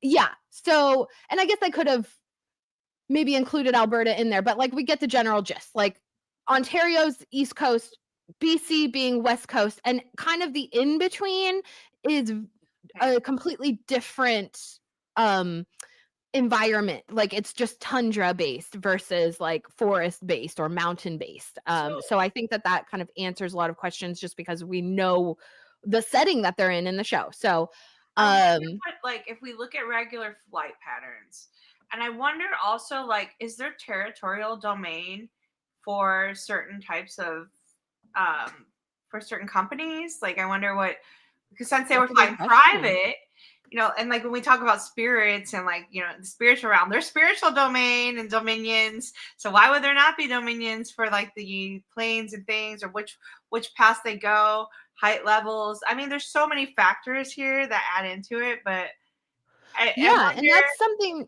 we've actually, I like that you mentioned that territorial domain kind of thing, because that's like a big theme of what's going on in the wilderness, especially with Ty and Lottie and sort of the man with no eyes versus like the wilderness entity and that kind of thing. So like that's actually like a comical layer to it, because it's like the man with no eyes, he's like, well, this was my flight path. Sorry, I had to, make some adjustments. And the wilderness is like, well, you adjusted right into my airspace. So unfortunately, there's some consequences for entering enemy airspace without the proper documentation.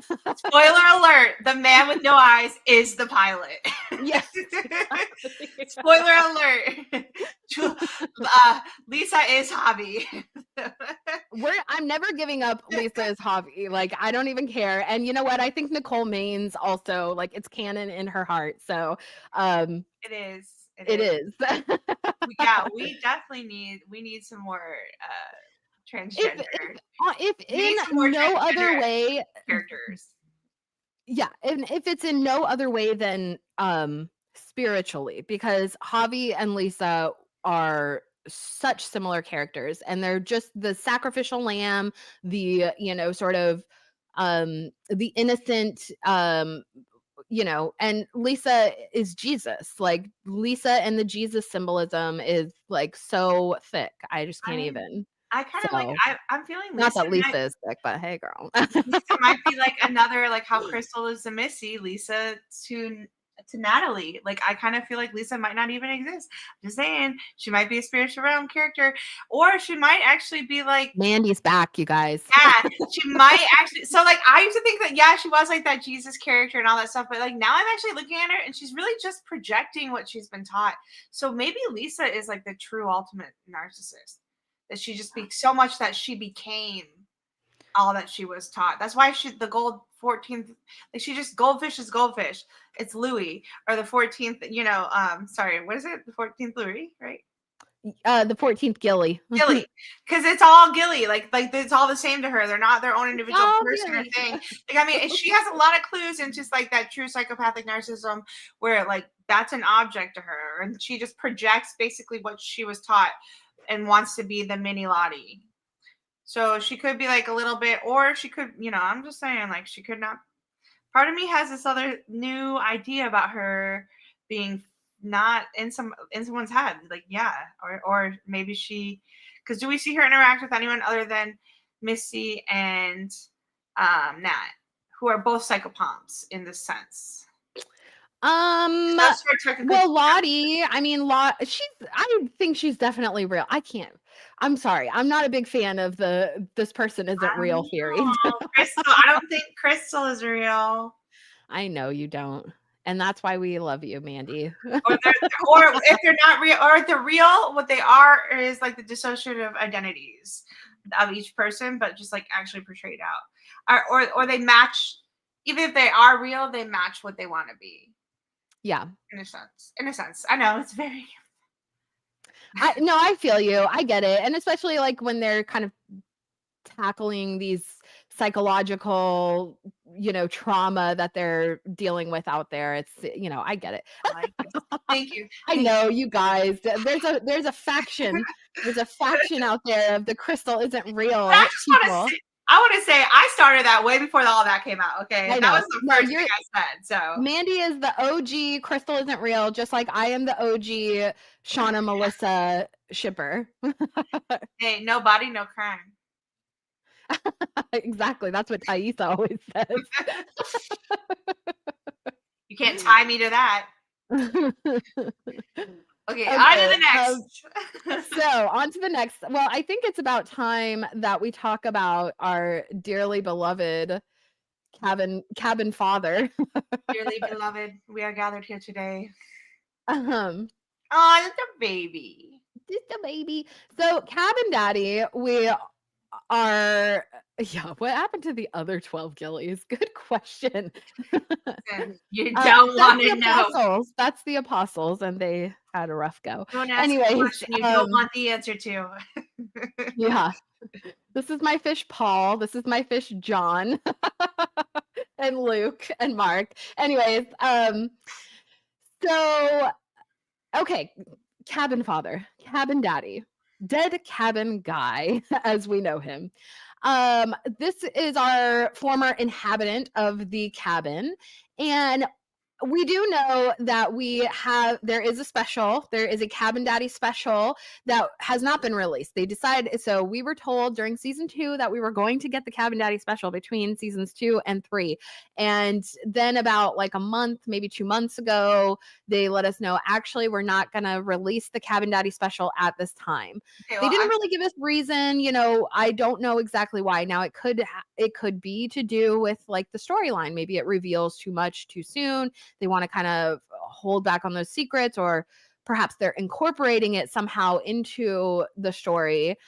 But I'm gonna just put it out there, like none of us are gonna go like let this go without kicking and screaming. We want the cabin daddy special.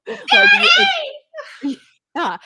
People just, and I think it's really important. I think it will give us so much insight on to what happened. And if nothing more, then should just be like, I would love it if the cabin daddy special was like, that guy that has the documentary where he built his cabin in Alaska, where he built everything like using wood hand tools and that kind of thing. Like it's just a total like peaceful documentary, like no speech, no nothing, but just showing like how he came to be there, what happened to his family.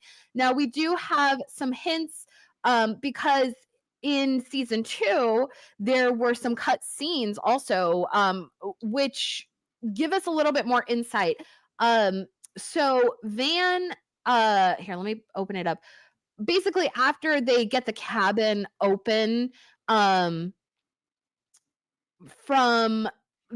after like Shauna gives birth and they've been trapped in there and all this kind of stuff, they decide to clean out the cabin. They're all like leaving and everything, and then You sorry, mean I cleaning can't the read temple? this very well. Because I Hold on, let consider it me like the see. temple Ark of the Covenant type thing, that cabin. That's what I always joke about. Not really joke about, but literally tell about, because it has some resemblance.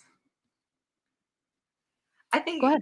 yeah, probably they didn't come out with it because they heard around through the grapevine that I was going to come out with my Christmas special too, but it never came out. But it is written. It's written. It's just not produced. And I do have like Christmas parodies for Yellowjackets. Get ready. It's a Yellowjackets Christmas parody special. But it's coming out next year for sure. Let me It's like see. Okay, it's literally done. It's just not produced. here we And go. it's amazing. Okay. So, sorry. And I am looking forward to your Christmas special. And actually, shout out to the Yellowjackets Hive podcast channel, because I think she did a Christmas song or what have you. Shout out to Yellowjackets Hive podcast anyways. And shout out to all the Yellowjackets channels that are out there, because I'm just proud of you all and happy that we're all in this wilderness hive together, just having fun. And also shout out to Media Melanie, who was formerly on the Yellowjackets Hive podcast. She has her own channel now where she's kind of covering a lot of different shows. So if you guys want to check out her channel, it's Media Melanie Watches TV, I believe. And if anyone wants to drop her link in the chat, that would be awesome. And her channel's doing really well. So both of those channels, definitely go like and subscribe to show some love to the Yellowjackets brethren. Yes. So Cabin Daddy, he was cast, and actually the person playing him is Melanie Linsky's husband, Jason Ritter. Oh, And I cool. think this is their baby. I don't think it's like a cast baby. However, Cabin Daddy canonically does have a baby or had a baby. So we learn Real quick question. Is this the baby that she was filming in the Zombies for HBO? The movie that she's. Is this a zombie like The baby? Last of Us? I don't know. This is a zombie baby. Oscar award goes to zombie baby. Let's It's a go. reincarnating baby. Yes. Oh, Shauna's son. Oh, my bad. Okay. Yes, Shauna's son's gonna be there. Okay. I just have, yeah. Yep, definitely. Shauna might be hallucinating in the scene, but that doesn't matter. So if you guys, I had a lot of thoughts about Shauna and the Shauna Sun thing idea. If you watch my last live stream, I talk about that a lot. I don't want to get too into it because it was kind of a long, drawn out theory, but it was a good one. So, okay, and yes, indeed, isn't that the truth? Okay, so going back to Cabin Daddy. So, after they get out of the cabin, after the birth scene and all of that kind of thing, they finally get out after being snowed in there for a few days. Lottie actually asks Van to clean the cabin. And this scene was cut. It's in the script, and sort of a couple surrounding scenes with it were also cut. But Lottie asked Van to clean the cabin, and Van's like, what, like, am I just a cleaner? And she's like, well, no, you have cleansing energy, which of course is related to Van being our fire symbolism. So Van decides, okay, fine, I'll clean the room. So she's cleaning the room, and she finds she pulls out a piece of furniture and she finds a piece of paper behind it, an old, like kind of dusty piece of paper. And in the script, it says this is a page from the wife's manuscript in episode 207. So, and that's not included in the script, but apparently that's a thing. So Van reads out loud, though I still miss my baby desperately, I am beginning to accept a greater wisdom than my own. I think it lives here in the wilderness. It is the wilderness. And there is comfort in the fact that none of this was ever up to me at all. And so what that means, so the script says it comes from Cabin Daddy's wife, so she's the one that wrote it. And it indicates that they had a baby that died. Though I miss my baby desperately, I'm beginning to accept a greater wisdom than my own. So, like, they're sort of acclimating to the wilderness and maybe perceiving the wilderness as responsible for the loss of their child, or maybe somehow finding peace in that regard. It's, it's, I wish we would have had that scene because I feel like it would have been very informative, but maybe that's more included in the Cabin Daddy special. So that's something that we have to look forward to, hopefully at some point. Um, where did Mandy go? Did I lose her? She just went quiet for a few. Okay. Uh, so yes, wilderness baby is a thing. Obviously, Shauna also has a wilderness baby who also, perishes while they're out there. So is this a recurring sort of event? And then we kind of think about, okay, well, Cabin Daddy, he lived, and we have to think about like the circumstances like in which they found the cabin. Okay, so we never found Cabin Mother, who in my opinion I think is actually Log Lady from Twin Peaks. that's that's Cabin Mother to me. Anyways, but that's why she holds the log, Oh because my that's her wilderness baby. goodness. Are you laughing at me back here? Yes, log lady. Are you familiar with Log Lady? No, but like my mind went to not so good. Okay. I'm not gonna Hold go on, we gotta find Log Lady. Mandy is gone. Mandy is gone. Hold on, I gotta stand up. Yeah, excuse me. I mean, Log Lady is everything. All This I is know our is that mother. Cabin Daddy needs his Right. own post between okay. That's Cabin Mother. Wait, is this in Is this in a scene or something or no? No, this is from Twin Peaks. Oh yes! Oh my gosh! Yes. Yeah. Okay. So, and Ashley and Bart are huge fans of Twin Yeah. Peaks.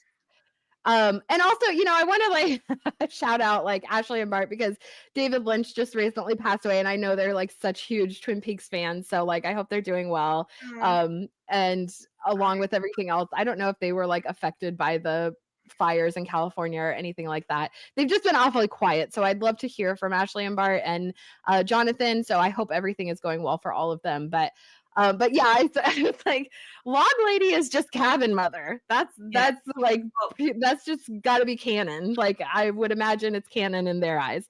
It sounds like we need a wilderness calendar that we need to make with Man with No Eyes, Gay Uncle, Wilderness Family, a Log Lady, Cabin Daddy with an axe, no shirt, whatever, lots of hair, Wilderness Baby. We have to have the baby in there. Demon Wilderness, Demon Baby. What is the zombie game with the movie or the show I'm talking about with HBO? We don't think we named it. Oh, The Last of Us? Yes. The last of the Wilderness Family. The Last of Us. Well, Melanie Linsky's in that show, isn't she? That's what I'm saying. She was pregnant, okay. remember? I haven't actually watched the show. That's why I was saying is she like the zombie baby. That's okay. Well, that's where Mandy was. If you followed it, I love you. If you didn't, okay. I am that crazy. Sometimes it takes me a rewatch before I'm like up with Mandy, honestly. Yeah, but you do. Sometimes I'll rewatch the podcast and I'll be like, oh, I'm totally understanding what she's talking about so much more now. I just need to hear it twice because that's my brain. So I apologize that I'm not very quick. I'm terrible at delivery. Like I just think everyone has a thought process like mine and they don't. And I'm I'm terrible at that. So I try my best, y'all. I'm learning. We're learning. We do our best and we just have fun. Like, we're just here to have fun, And love you. all the time. Yeah, so And spread but love anyhow, and so okay, so Cabin Daddy, going back to it, so there's just a few things I wanna point out. Like, to kind of give us a frame of reference. So, we don't know exactly when he was there, but there's a couple of hints.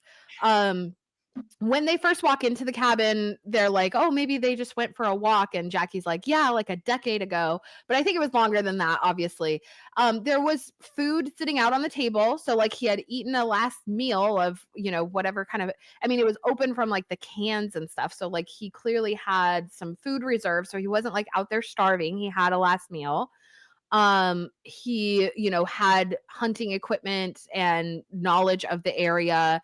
Um, so again, like there's just kind of some interesting clues. He also had the plane. And the plane, the gas was full. That's what Laura Lee points out. The gasoline's full on the plane. The plane obviously works. He didn't use it as a method of trying to escape, which is like kind of interesting in and of itself too, because it's like if he had used the plane to try and escape this area, would he have experienced the same thing that Laura Lee did in the plane exploding? Or was that just circumstantial because the plane had been sitting there for so long? Um, and other reasons that we're unaware of. Or like Or the was that more of a spiritual thing, like plane could have holding been him there? someone Which- else's, and then he ate them. Say that again? The plane could have been someone else's who got lost, and then he ate them. Well, yeah, I mean, there's just a lot of things like, but why would you stay? Like, are you just cannibalizing for fun now? Is this like a sport? And of course, that's kind of been theorized. Like, there are people that think that he could potentially be there's like there's a real life case of a guy who like would kidnap girls and release them onto like a property and then like hunt them for sport kind of thing. Yeah. And so some people have theorized that maybe Cabin Daddy is like that. Maybe Um, he killed the first 12 ghillies. maybe Which Cabin is Daddy's wife is wild. named Billy or something. I don't So know. I thought of him actually the other day. I'm trying to introduce my 8-year-old into some cool movies, right? From our time. So I put on Billy Madison and I was like, okay, maybe this is a little too old, but the first thing that he does is he sees penguins when it's nudie magazine day, nudie Yeah. magazine day. What day is it? And we cannot forget all the nudie magazines that were up in that cabin, okay? Because that's like Yeah. And okay, that's a key concept in himself. yeah, he was a porn addict. He had but he also had a wife, so that's an interesting layer. Maybe Um, she was the ad. I mean, we can't label, okay? no judgments here, There's, you know, we don't know the circumstances. we Log lady has log lady. What's up with that log? She's the kind of person that's like, hello, is this the adult store? Yeah. I seemed to make a purchase the other day, and I realized that it was the fire hydrant. I need to return it, please. That was terrible. yeah. That So was I don't terrible. know. Oh my gosh. Anyways, um, um, Sorry. it was This is funny. It not. was That's good. not. I'm just gonna shut up. No, you're good. Um, okay, so we have some hints there. So we have the plane. I was trying to figure out the plane, like the model and that kind of thing, or maybe the year of it. And again, I'm just a girl. Like when it comes to things like that, I am just a girl. So the closest one I found might be a Cessna 150, which were common around in the 70s. So 1975, 1977, people had, private Cessnas and that kind of thing, which I mean, like my mind was wanting to go further back than that, but I just kind of think like that's our big smoking gun is like, well, there's a plane there, so like that still has gas, that still starts up, so the gas is like old and not good, but I don't know, It's a water 20-year-old plane, gas versus 50-year-old gas. I don't know. and it could land on the water too, right? So Yeah. Yeah. that's a little tidbit factor. So, I mean, and that yeah, like, appearance-wise, like, I don't know, that was just kind of the one that looked the most similar, but even if you're going back to, like, the furthest, Cessnas was, like, the 1920s. I think 1927 was the first one. So, within 70 years or so of 1996. Cabin Granddaddy. Yeah, I mean, could there be multiple generations, or could it be somebody else came in with that plane and found themselves stuck there? So there's a lot of ideas of how this could go down. And again, considering like location, uh, as that video, as the Yellowjackets video, location, location, location. This area, this Jasper National Park and that kind of surrounding forest and that kind of thing, they're very busy. They're busy places with like a lot of hikers, a lot of outdoorsmen, a lot of outdoor people that are out there hiking these areas and exploring. And so I don't know, it just seems really interesting that, like, a plane crash could occur and they could be missing for, over a year, uh, including 2 full summers when there's people who, people that get stir crazy who've been trapped in the 40 below 0 winters all winter long. The second the sun comes out, those people are out and about. I don't know if you're from regions like the Pacific Northwest, but man, when it comes to be the weekend, those weekend warriors are thick out there. So like, They don't have clocks. I mean, their clock is the sun, and so like you wake up with the dawn, and you have so much daylight to just work, yeah, get but stuff it's just done. Yeah, you it's have to hard stay to yeah. Well, it's just interesting to fathom that like nobody wandered into their area. Nobody, they were unable to find the plane crash remnants or anything like that when it is a relatively populated area. I mean, yeah, it's not densely populated. People aren't really like living in the middle of the mountains, maybe a couple of them, but like really like there's so many hikers and campers and outdoor people that um I find it hard to believe that they would go 2 whole summers without someone finding them if they're literally that close to Calgary. Just Yeah, literally that close. I Like, it doesn't make sense to me. I agree. I totally agree. Like, and we have talked before about like if they did find someone, and if you were right about this ravaging, like pouncing on people when they sight of blood or any kind of newcomer comes, they would just be so lost and deranged at that point that they're eating their other like only hiker survival person that comes Yeah. against them.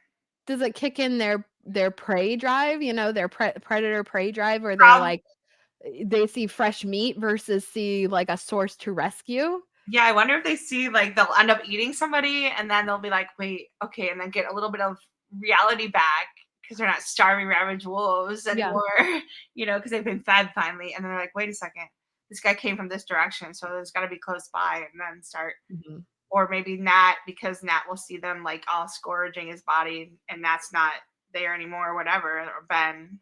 Who knows? Someone watching from the backgrounds might follow through. Mhm. So I want to real quick in the chat though too.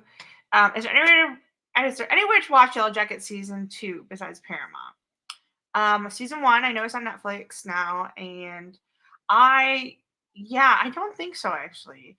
I get mine Um, through Amazon Prime now. I ended up getting wait, is it Paramount? No, I think I actually still pay for the Paramount package.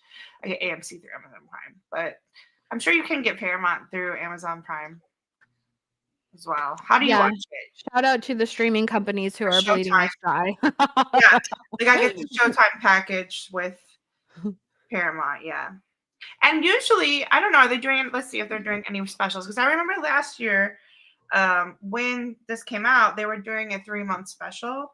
So, or they might put one out, or they did one for the new year. Yeah. Hmm. I haven't heard of any specials coming on, but sometimes they do it at this time of year just because like sports things and then yeah. But yeah, as far as I know, Paramount with Showtime, And of course you can kind of access that through varying places, but yeah, that's the only place I think that they have it. Yeah. They do have, I want to say, on the either the Paramount YouTube page or the Yellowjackets, who have their own YouTube page. Um, they have the first episode of season 2 up on YouTube for Mhm. free. So you can go and at least watch the first episode of it. So yeah, you get Paramount Essential for $7.99 a month with the trial, and then just the one with Showtime is $12.99 a month. But you can just cancel anytime, so that's a good thing. Because a lot of Yes. places you can't, or like I know Disney Plus streams me in for the year, and I'm like, "Ugh, I don't want to watch this. I only want to watch a few things, but anyway, Showtime. But Showtime has some really, really good stuff lately. I mean, I get down on it. It's worth the $12.99 for me. I'll You know pay what show more. I really liked that was on, I don't know if it was Showtime or Paramount in general, but I know we talked about it briefly, Mandy, just in passing, but that I think it was called The Curse, where it's like they're building those houses that are like mirrors on the outside, and it had Yeah. Emma Stone and that other little weird guy on it. Anyways, I binged that show. It was really good, and it was so creepy, and so like I had so many like ideas about it, but I think I was kind of behind on watching it, so I didn't end up doing any videos, but anyhow. Okay, so let's see here. Where are we at? There was All right. the So, thriller with the girl from Scream, oh, are you talking? where she's a There's one on. housewife and she writes a book and a series, and the house is haunted. Um, I don't know that one. Someone help me here. Okay, hold on, I got it right now. But on that note of movie description, I think it was on. I really think it Courtney was Cox. on Paramount. It's called The Front Room, and it has Brandy in it. Have you guys watched that Oh, one? It was really good. I really loved it. Maybe it's just because it struck a little home for me personally, but oh my gosh, I just really, it might be on HBO. I'm not sure, but I highly recommend that one. okay. It was so funny. Courtney Cox is The Shining Veil. Oh, it's with stars, but The Shining Veil, and it has Courtney Cox, and it's again a haunted kind of thriller thing. She's hallucinating and seeing things, or actually she's really talking with demons, I guess. So it ends up being a really really good, wild kind of similar vibe that we talk about. But yeah, it's interesting. It's about like the housewives and how they get pushed into these roles and the gender Hmm. roles and where they go and where they move out, and it's a lot of the same stuff that we talk about here. So Yeah. worth a watch or worth a try. Ignacio in the chat says, like in The Shining, maybe the plain wires were cut just like Jack cut the ones from the snowcat, and that's why it exploded. That's a really good point that I had never considered. Um, because that could explain why he never attempted to leave on his own. But it's what, yeah.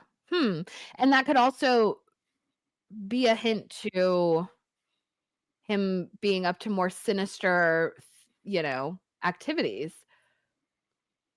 I don't know. I don't know. That's something to think about.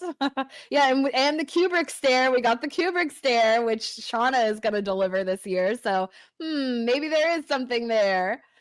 Um, Wild Marjoram, maybe I will. It's been a little long since then, but I had a lot of thoughts. I had a lot of thoughts when that show was on. Okay. One other thing I wanted to point out. Okay, so well, a couple other things.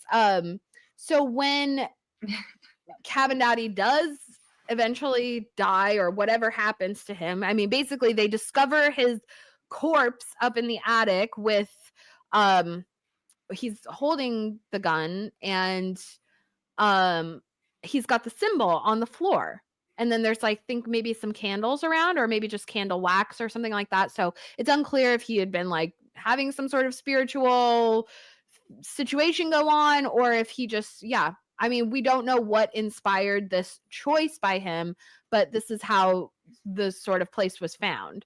The other thing I wanted to point out is when okay, so when Lottie is possessed, right? During the seance scene when she is possessed, that sort of spirit, that wind comes in through the window and blows the window open, and then she's sort of possessed. She's speaking in French. She starts speaking in French. And but then later when Jackie dies and she has her death dream or vision, um and they show the hunter, they call him the hunter in that scene, and he's obviously a lot younger than his corpse self. If they're even the same person, that's kind of what it's coming into question. But he's speaking English. He speaks English. He says, "Oh, we've been waiting for you." So, are we dealing with two different sort of spiritual essences or something like that, because we have the one who possessed Lottie and speaks French, but then we have the other who speaks to Jackie directly and he's speaking English. And I thought that was kind of something unique and important to point out. Um, and also that they kind of have two different like like it's potentially two different people, because they call the one guy the hunter, but do they necessarily call dead cabin guy the hunter? No, we kind of call him dead cabin guy. And I don't even know if the showrunners have like corrected that. Like when they talk about the Cabin Daddy special, did they call it the hunter special? I don't think so. I think they called it like dead cabin guy special or cabin daddy special or something like that. So I don't know. Well, I could just be thinking way too hard about this too. we don't have the 14th hunter, so that is a key. That is a key point. Maybe that's a hint. I'm just saying. Hmm. I love it. This is why I love this show so much, though, is because they keep us in confusion, and there's so many different ways you can come about it. You can come at it from a spiritual realm, you can come at it from a biblical realm, you can come at it from a false prophet, Wiccan, pagan, Greek. We did a whole Greek series about it. You can come at it from different political standpoints and views. I mean, there's so much tied, interwoven into like the deep depths of the show and in the deep depths of the wilderness, that it's just like, wow. Because like to me, I think, Hunter, Cabin Daddy's wife, being French, maybe from the French settled, maybe it has a little bit of hoodoo voodoo going on with that. And she got mad about her husband, and who knows what happens, like we've seen these things, we've seen all these stories before. Cabin mother is French, cabin daddy is English. Where is Jacques? Where is Jacques? We don't know. Wilderness, I don't know. That's actually funny. Yeah, like I mean, come on, you do body switches. Like I've seen Love That Lock and Key One, like where they can do body switching and like voodoo and Haitian stuff. And I mean, you get a lot of French old lore. It comes from the ancient times when you go back to the cave paintings too. Like, those found in French regions and where you have different magics and different things. And it's so exciting where they're going to take it. It really is hard to like, even if you think and I'm gonna tell you, we are the worst. We think we come up with all these million ideas, and probably none of them, well, some of them come true, but none of them are answered yet. I'll give us credit. Like we do pretty good. Okay, we don't our have mapping, obviously, it's finally coming back into play 2 years later. Yeah, that's true. That's true. But no, we have a lot of fun, and yes, it is. It's like they do keep us like this mystery box situation where we're just constantly like, I don't know, and are we even theorizing about the right things? Like sometimes I'm like, oh wait, why did I even spend a bunch of time thinking about that? When clearly something like why did I spend a bunch of time mapping west, like so much further west, when clearly the plane route would be like an arc situation going on. So yeah, it kind of makes sense. Go west, go east, it's part of the process, the journey. And that's what we invite y'all along with, is like the process of like where each episode has books, that they give key insights to, and great novels and literature and all these theories and all these different tribes of like Native American, history and lore. And we like to point it out and see how it's all related. So, it's not really so much about being right about a theory. We're not trying to be right here. We're trying to just grow as a team and open up our minds and get on our A game. A lot of fun stuff. Get on the A game. Feed you milk and honey. Indeed. speaking of the milk and the honey and the manna of the wilderness, Mhm. um, so the cabin burned down.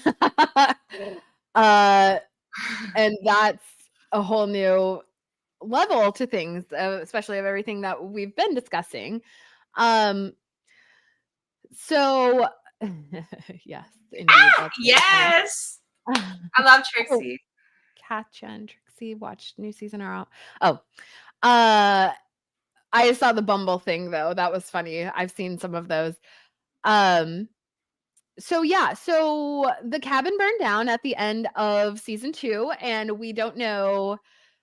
Well, we have our theories. Obviously, we kind of talked about this in the beginning with Thaisa and versus Coach Ben. But also, like, what does this mean to the wilderness? Like, without getting into all the details of the characters, like, what is this to the wilderness? Because and especially considering, like, if Thaisa did this in her alter state and the man with no eyes, and so if she's being controlled by the man with no eyes, okay, this is kind of big picture.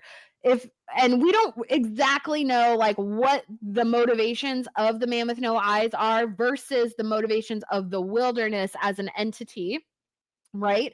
And how these two kind of forces are interacting with each other. These are like invisible forces, omnipresent, that we don't exactly know, like, how they're interacting, or if they like hate each other, or whatever. Or if it was, yeah, it was just intersecting the flight patterns of this region. I don't know. So if they are opposing forces, and if the cabin is sort of a refuge as I kind of envision it, um what does that mean? Like, did the man with no eyes kind of burn down this sort of sacred location that is for the wilderness?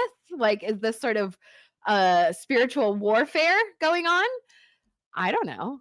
I'm just saying things right now, but it's just it's just kind of an idea, because we really don't know what's going on between these two forces. And that's kind of the dynamic between Lottie and Ty, where they are both spirit, like, what I call them is the dark prophet and the light prophet. Like, Thaisa is a dark prophet of the man with no eyes, and Lottie is a light prophet of the wilderness.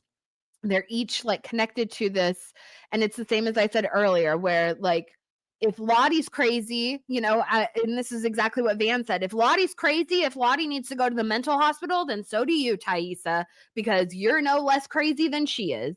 So I don't know, like, if these are kind of the two forces that the two women are representing, what does it mean when the dark prophet burns down the sacred location of the wilderness? So Doesn't that seem like an act of spiritual warfare in a sense? yes, but like okay, so this brings me to my theories. This is where they're at. When you burn the whole thing down, you have an even playing field, and especially for the girls. And the characters are all playing for themselves. They're not playing as a team. And when you have this dynamic of light versus evil, it all works for one force, whether it be the Star Wars Jedi, whether it be God, Satan versus it all is under the same one force. It's when you start walking in light and darkness in the same, with no fear, with the same boldness, with the same spiritual armor that you put on, you walk in light as you become like a lighthouse. You become this one. And we've talked about raw and one, and we've talked about like God and one, and false process, to test the prophets is a certain thing where there's different ways you can identify them, but like they all work for, like, if you're talking biblically, all the prophets work for the same God. Like he sends you those testing spirits, and you're supposed to test them back. So it is like a warfare thing, but at the same time, when you recognize that it all works for the same game, and we're all playing the same game, but like right now I think they're all just playing different games, and they're all playing different stuff. So this right here is going to make them come on the field. Like this is going to make them come out and play. Come on Mhm, and play. Dun, dun, dun, dun. mhm. 90s song, great one. But Give it to me, baby. That's all I want. I want that oneness. I want it out. I want it like, yeah. I like that the evening of the playing fields. Like nobody because right now, yeah, the cabin is sort of an advantage that the girls like whether consciously or not, they just see it as a cabin, they see it as a refuge and like we talk like God talks about being a refuge, like you can hide in his shadow as a refuge or what have you. And so if the wilderness is providing a refuge, that's putting the ball in the wilderness's court, for lack of a better term. So if the man with no eyes, if he's like opposing the wilderness's energy, then yeah, taking the cabin out of the equation does kind of even the playing field, in the matters of life and death, which it seems like that's what's important to the man with no eyes. Like, is he there to take souls? I don't know. That's something I've I, kind of speculated on. Like, he might be a demonic or satanic sort of deathly force. yeah, That's the Hat Man. There's the Hat Man, which I yeah. oof. You could go on your own wormhole with that. I don't even want to talk about it. Don't they kind of talk about Here. that in Mm, what's that movie with Rebecca Ferguson and she's like the Hat Woman? yes. Well, yes. So you can go on about that, or we'll make another video about that because that's a long time. Doctor But Sleep, I think. yes, the Hat Man. There's the blind leading the blind, and I actually believe that that character is more a bit just Thaisa based. I Mhm. don't really think it's just I can't like just how Crystal or like they each have their own characters that kind of represent an inner part of them or a Mhm. different part of their own inner demons or struggles. And Thaisa obviously is blind, so blind where she's the Hat Man takes control of her by a reflection of herself Mhm. in a sense. So it could be that, and the Hat Man is known to be an abductee of children and things. Um, Interesting. I mean, there's a lot of different theories about it, but yeah, there's some crazy stuff. And he's got big long fingers, and he becomes trees in the woods, and he looks like the Wendigo stuff. Yeah. Huh. So it's kind of a play on a couple different ancient storylines that they put together.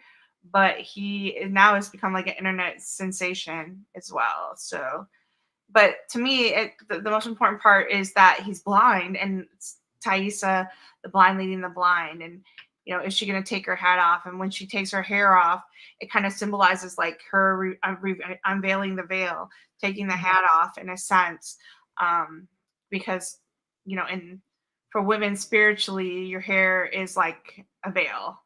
It helps Mhm. protect you. So, Mhm. and Ben does the same thing, and I I do wonder if the same Ty's gonna yeah. Hmm. Yeah, I don't know. It's really interesting what this could mean and how it's going to I've been also working on a project about the black box and all of that. And one of the things so just to give you guys some hints as to what it's going to be about is Pandora's box. Obviously, I don't think I'm the uh whatever. Anyways, but one of the things with Pandora's box is um what's left behind is hope, the sense of hope. Okay. So when Pandora's box is open, all the evils in the world that afflict mankind come out of the box. But the one thing that remains in the box is hope. And, but Hesiod, who wrote the poem, he actually, let me pull it up. He didn't like that idea because he feels like hope uh, makes people lazy. And hope makes you lack ingenuity kind of thing. You become dependent upon that hope. And so I think there's definitely like something to that with the cabin being burnt down and how they're going to react to that. Uh, as far as like their ingenuity, because they had been sort of in a sense, looking at the cabin as a refuge, as a place of protection or a place of respite from their current, afflictions or the things that they're going through. And so without that, like what are they going to do with that? And what does that mean for, like, if we have the man with no eyes versus the wilderness, like and now, like, also the fact that they're becoming rival clans and that kind of thing. So is one in service to the wilderness and one's in service to the man with no eyes? Are they keeping these deities, or even like Jackie coming into play with that idea? We've talked so much about Jackie being sort of deified amongst them as like a hero or a person who sacrificed herself kind of thing. However, they're going to formulate it in their mind, especially They've Shauna. been searching for the heart of gold. Yeah, And all the exactly. hope. Yeah, hope is a dangerous thing, but hope is what rebellions are built upon, don't we know? And I definitely think the whole tribe thing, it's gonna be very interesting, and I can't wait to see it. I cannot wait. Yeah. It's gonna blow us. I know what to expect, but like I know I'm gonna be blown out of the water, and I just want to wait till it comes out before I put out any theories. I'm actually like I've got a lot of things ready to come out, but they haven't come out yet because it just hasn't. The house hasn't burnt down yet. But when it does, we're gonna raise the roof. We're gonna tear the roof off the motherfucker. Tear the roof off. Tear the roof off the mother. Um, the blind. But anyway, back to the tribes. Like the blind leading the blind, or the proud leading the proud. Mhm. In a sense, or like, um, it's gonna be. I wonder if they're gonna take it to like the seven deadly sins, because we've talked about sevens before on the show, Yeah. and we've talked about how who represents what, and each of them have a powerful kind of leadership role that they each take, or if they split it like the four horsemen versus like the good and light four prophets, the four good and light four gospels, false prophets, Mhm.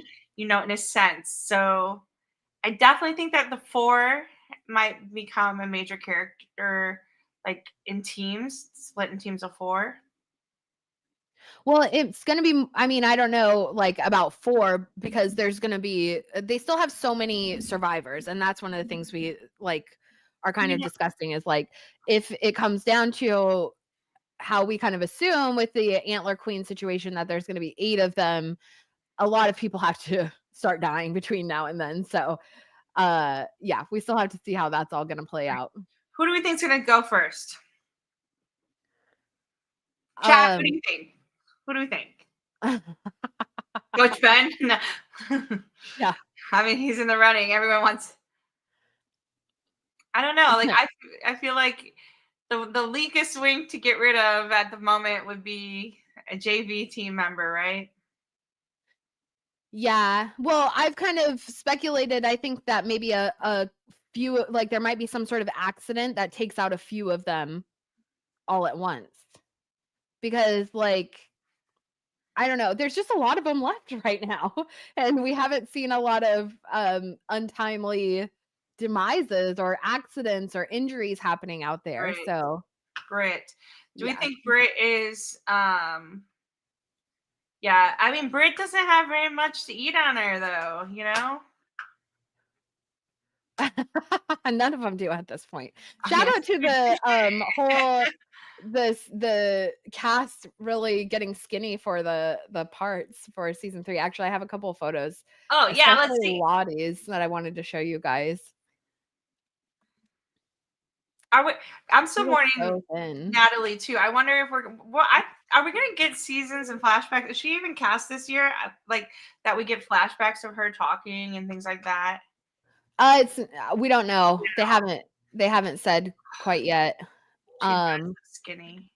we have yeah, everybody's so skinny. They did a Like, good can't you job, just like Photoshop that stuff nowadays? Like, you can just like do filters, skinny filters. I don't know, Whoa! maybe. And then I have Yeah, Shauna here. Shauna. She's looking real thin too. Oh, the darkness in the Yeah, eyes. the darkness will set you free. Wait, wait, hold on. Is that like what's behind her? We have to analyze these photos. It's the plane, the fuselage. Uh-huh. And okay. You can tell Mandy's behind on the live streams, obviously.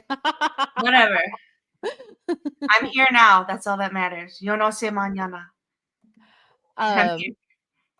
Um, okay. The other thing, real quick, I just wanted to put out there about the cabin with the fire happening is, do we think at this point the girls will become almost like well, they're going to become like far more diligent about monitoring the fire just to make sure that something bad doesn't happen, but also like to make sure that like in the sense of, and we've talked about this so many times, like the Vestal virgins, how they had they were in charge of the sacred flame of Vesta.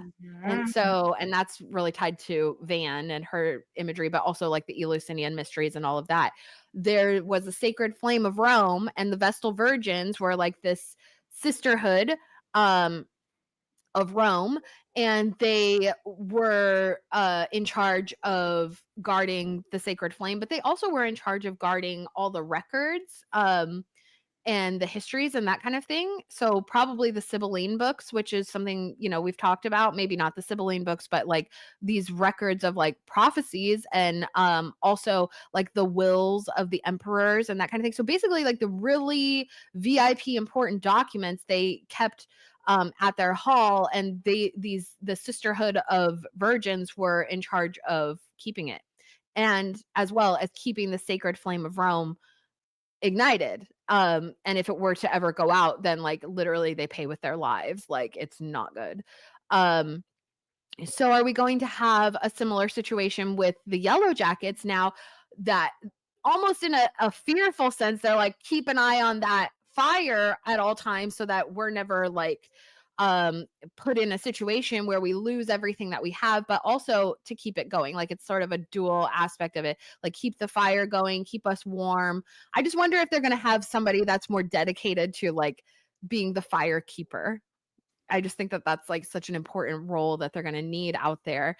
You know, in the summer, maybe not as important, but like as winter approaches, like they should have a somebody should be on duty for that, almost as like a being on lookout duty, except for you're on fire duty. You keep that fire going, you keep that fire safe, don't let anything happen to it, kind of thing. Because it's also like an ominous sort of thing. Like it's like an omen. You know, if the Vestal flame went out, it was a terrible omen for Rome in general. It was like, our city is going to fall kind of thing. Or something terrible is about to happen to our city. So it's sort of like a representative of the health of the people in a This is sense. why we need faith fire, because it never is the everlasting burning fire. Yes, the Fey fire is the Fey equivalent of the Vestal fire. So yes, thank you. Yeah. Uh, But only it you would doesn't know go. that, Mandy. Yeah. um, so yeah, I don't know. I would love to see that, especially like for Van. Like I just want to see more of that fire symbolism with Van. And we'll see how that kind of comes up in the future. But that's kind of, yeah, what I don't know. I think that's about that for most of the Yeah. wilderness stuff. I don't know. What do you guys think? I think that's great. I think, like, we have a lot to look forward to this week. So I guess let's start wrapping it up and ask chat if they have any questions or any things they want us to answer Yeah. Yeah, let before us next know if you Monday. I know we're going to be back on track. We have a new episode coming, or 2 new episodes on Friday. I'm so excited. I'm going to keep working on my Misty's Black Box video and hopefully get that out to you guys really soon. I'm going to wait until after the first 2 episodes just to see if there's anything I want to change about it, but otherwise I'll get that out to you really soon after that. Hopefully during the weekend after these first 2 episodes. So but yeah, go ahead, drop your thoughts, your questions in the chat, and we'll start wrapping up, and Yeah, wilderness related, preferably, but of course we'll do our best to stay on yeah. task. We So definitely talk about this all the time, that I think Callie's going to be the key to the call of the wild. And we Mhm. saw the wild coming through her um, as her mother was teaching her, kind of like as she went along, like it was okay. So the wild is out. And then now, I believe once Lottie gets out, she's going to, like, even though she shot towards and shot Lottie, like Lottie wants that power out. So I think that's what Lottie feels is her life-saving kind of ambition at this point, is to not just get out but like release the wilderness. So she needs Callie, and she's gonna make the call. And we talked a lot about the calls during the episode where they're making phone calls, and the call of a prophet, and the call of the spiritual realm. And like when you get the call for being a vessel virgin or whatever it is, it takes you to a deeper level. Oh my gosh, I'm so excited. Look at this picture. I know, isn't it? They just put this picture out yesterday. It is so good. Yeah. Wait, yes, 4 more days. Yes. So 4 more days. Aaron was begging me, like, we gotta do it Friday. I'm like, no, there's no way. The way we want to give it to you, and like we actually want to like be a little bit deeper and have more links and be a little bit more purposeful with sharing just information we find with you guys, just so that we can open up the world of information that is upon our fingertips. So yes, we will be doing it on Mondays, but we did want to do it on Friday. We were like, it's gonna be so hard for us to keep it in. Yeah, we thought about changing it up for at least for the first episodes, but we decided, no, let's just keep it as it is, and then hopefully we'll get out some other stuff during that weekend, or give us time to work on videos and just buzz about it. But maybe I'll run a poll for you guys for sure that weekend. Wait, is this an official picture? Yeah. So look at the skulls in there. That's so like the fire, like they're being rebirthed. Yep.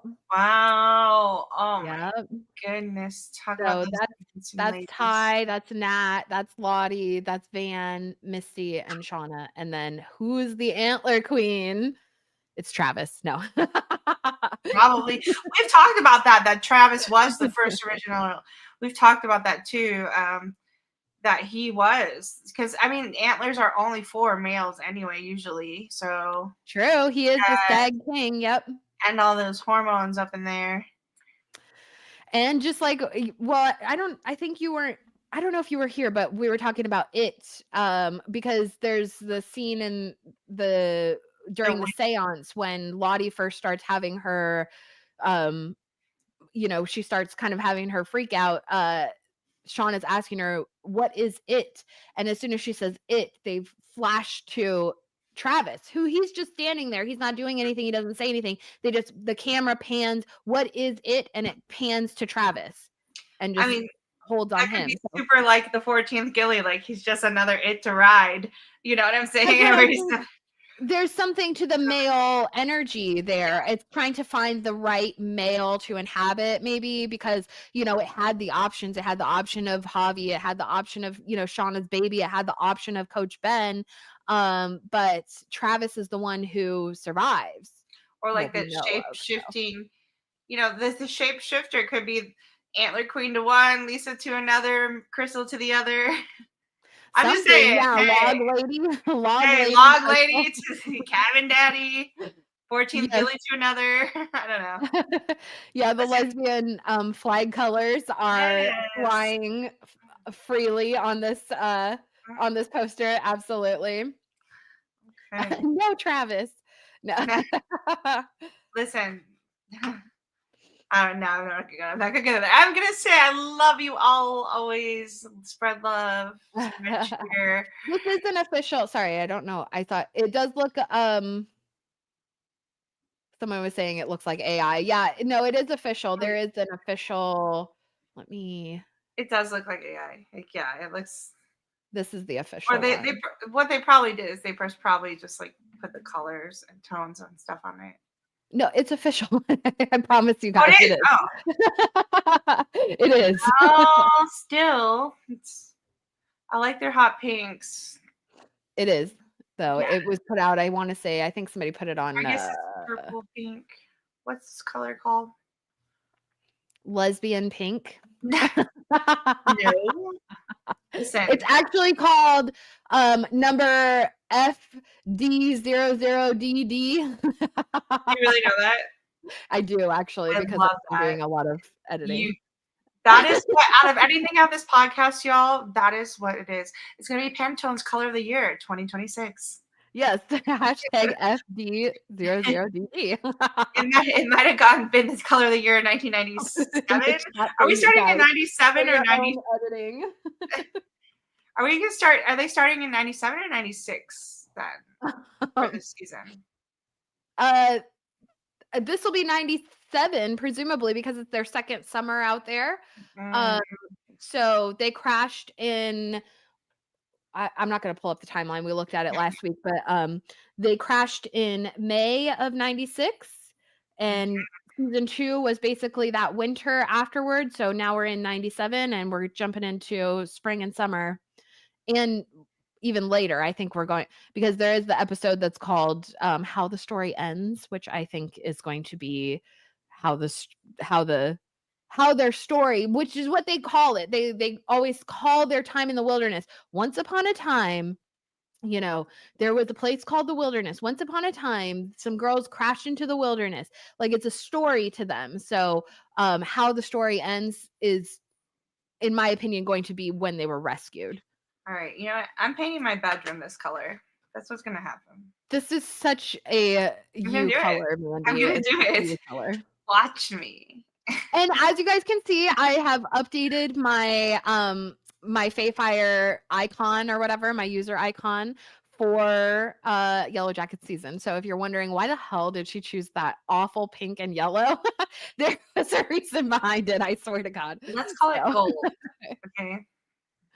We just like very obnoxious things, but I'm fully leaning into it because, they have put out, okay, I'll show you guys this is the official season 3 poster. Hold on. Where did I hide this ugly ass thing? And we have the Showtime link, right? No, it is so ugly that it's beautiful. It's like one of those hairless chihuahuas. It's so ugly, it's beautiful, and you start to love it. This is the official poster, season 3. My eyes. It's very bright, but that's okay. It's fun. I love it. Yeah. Love it. All right, let's check you out. I think so. All right, you guys. Unless you have any further amazing questions, yes, lesbian pink. Where'd it go? Lesbian pink. Highlight that. But unless you guys have any, she got it. It's the brat.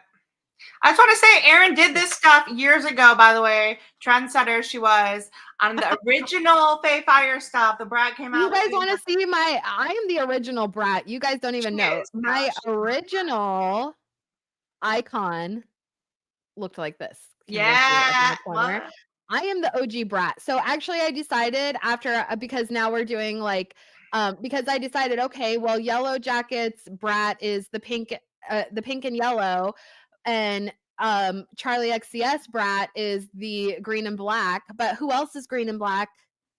Rainiscent, Rhaenyra and Alicent. So I think I'm gonna keep up with these colors. I think that Hot D season, or a Song of Ice and Fire season, I'll switch it up to the green and black brat, and Yellowjacket season we have pink and yellow brat. And you guys can pry these away from me, from my cold dead hands, with your marketing logic. So we do appear on other people's occasionally. I don't anymore. I mean, I'm not opposed to it, but if you want to ask or invite, Erin, I think we talked about inviting some people onto ours this season too. We'll see. Yeah, I want to try and get some of the girls from the Yellowjackets hive over here, maybe for an episode. I've gone on to the Antler Queen, Kelly the Antler Queen, or I believe she's called the Cyborg Queen now. I went on hers during season 2 to discuss some stuff, but otherwise, and then other than that, I don't really go on other people's channels at this point. I'm like the best versions myself. I just you don't know where to find me. I don't know where I am half the time. That's right. Oh, my biggest No. problem is, and I'm not trying to be a jerk, like, sometimes I will get asked to go on people's channels, and I'm like, "Well, are you available between the hours of, 9 AM and 1 PM Alaska Standard Time? Because those are the only times I'm available." And so, yeah, because otherwise it's just chaotic. I have kids around and that kind of thing. So it's easier for me to have people on my channel. So if you have anybody that you guys wanna suggest come Mhm. on, then we'll invite them. Um I think what and is then this? this question, I know you've asked us a couple times, girly teen girl. Did we watch Society of the Snow? Society of the Snow is the story of the Andes plane crash, the soccer team or rugby football. I don't know exactly what sport they were playing. Oh, it's the new one that just came out. Yeah, well, it's been out for like Well, a little while now. I've seen the But original yeah, it's one. out. I've seen Alive, Um not this one yet though, but yeah, we should probably watch it. Alive, yeah, Alive is the older, yeah, but Society in the Snow is, yeah, that one was really good. It was really emotional. I watched it when it first came out. Um, it was good. I liked it a lot. And I think that there's a lot of good parallels. I mean, obviously it's like a real life survival story versus like our, sort of fictionalized version of it that we that we watch. So it's like definitely very different vibes. And I think I even considered doing like a comparison of the two, but then I was just like, you know what, there's just really no comparing these two because one is an actual survival story. There was another one I talked about, and I can't even remember the name of it, but it was about the kids that those kids that survived a plane crash. And it was like a 12-year-old girl and like her little brothers and sisters and even a baby. There's four of the kids, and they were lost out in the jungle. And this was about a year ago. And they came out with the documentary like right on like the 1 year anniversary or what have you. And that one was really good. I think it was on Netflix also. It I sounds don't like the remember the Star name. Wars Ewoks movie. What is yeah. Are the Star Wars Ewoks just like poor children who survived Crash. and yeah, they're just trying to survive the wilderness. Poor kids. Mm. Um, so yeah, so there's a couple things to watch for you guys. Let's see. Mayfair Witches. I'm gonna say that one's been like whoa, I'm loving it, and they're actually taking it to some crazy things itself. So we might cover that maybe. Mandy likes that one. I haven't actually You're watched gonna it. love I it. just You are wasn't gonna be really in the obsessed with it. Like it's I'm kind of burnt on witchy shows. I think but they're like going too far. That's why I like Yellowjackets. I'm like forced witching. well, Mayfair Witches has a lot of like the same stuff that we talk about here. Yes, the dollhouse stuff. She Yeah. knows what I'm talking about. But no, it's actually very well done in terms of how they represent. And yeah, I mean, that's just popular. So, of course, it's going to be doing. But I'm Yeah. very surprised at how and what they're doing with the story, and they're bringing it back to like historical lines, and it's all about like DNA and lineages, and like there's a lot of the science. The main character Rowan, she has science versus the spiritual realm, and in one of the last episodes, it was like, why would you even invite a doctor or ask them about the spiritual realm? Like it just kind of like blew, little kid. Oh, sort of like culture bound syndrome. Yeah, yes, exactly. So Interesting. yeah. Anyway, we're here to talk about Yellowjackets, and we will be here next Monday. So we hope to have all of you all here. Thank you so much for coming. And one team, let's go for the gold, baby. One team to rule them all. One team for them all. One team to bind them Let's eat it. or find them, whatever. We're cooking with gas. We can do a Lord of the Rings, a Fellowship of the Rings / Yellowjackets A fellowship crossover. of Jackie's golden heart of the Tiffany's. Heart. Yeah. Who the hell's Whatever. Tiffany? Which character is Tiffany? Is she on JV? Stupid. Okay. Oh my gosh. Anyways, guys. Okay. Well, thank you all for being here to watch our wilderness live stream. It was a little, I don't even know. Did we do a good job here? I feel a little all over the place, but you know what? That's kind of what it was all about. It was like a general, like locational, just like everything sort of discussion. And we'll see how things change in the wilderness now that they don't have a cabin and they're going to have to really, figure out what to do. We only have 4 days. I'm so excited. I don't even wanna get off of here. I'm like, "Let's just stream for the next 4 days until it starts, and then we're just gonna watch together." Yeah. Like Like, I'm not into reaction videos, but I might just try to, like, because my face is so, like, like, all the I time. know, I It know. gives I me don't like away.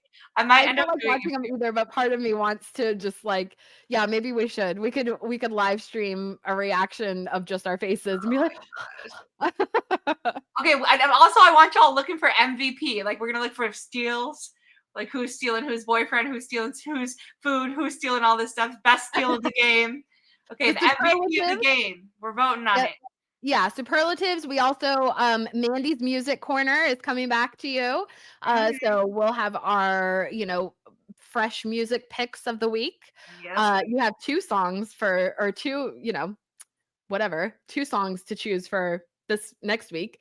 And yeah, all kinds of stuff coming. I'm really excited to get back to our regularly scheduled Yellowjackets streaming format. This is like Mandy and I, it's our favorite, it's just our favorite thing to do. Like this is what we're here for. Like, yeah, I have my whole channel, but like I am here for Yellowjackets. We just have so much fun together and just doing the live streams. I'm just really excited to get back to you guys and back to the wilderness and just back to our like crazy psychotic ladies because Yeah. that's And for where we me, belong, right? yeah, for me, I'm just excited to come out the cave. Okay, Mhm. let's go. All right, you guys. Well, Check it thank you so much, and we will see you on Monday. Mandy, did you have anything else you wanted to shout out? All right, perfect. Well, thank you guys. Have an awesome weekend, and we will see you next Monday. All right, Jackie out.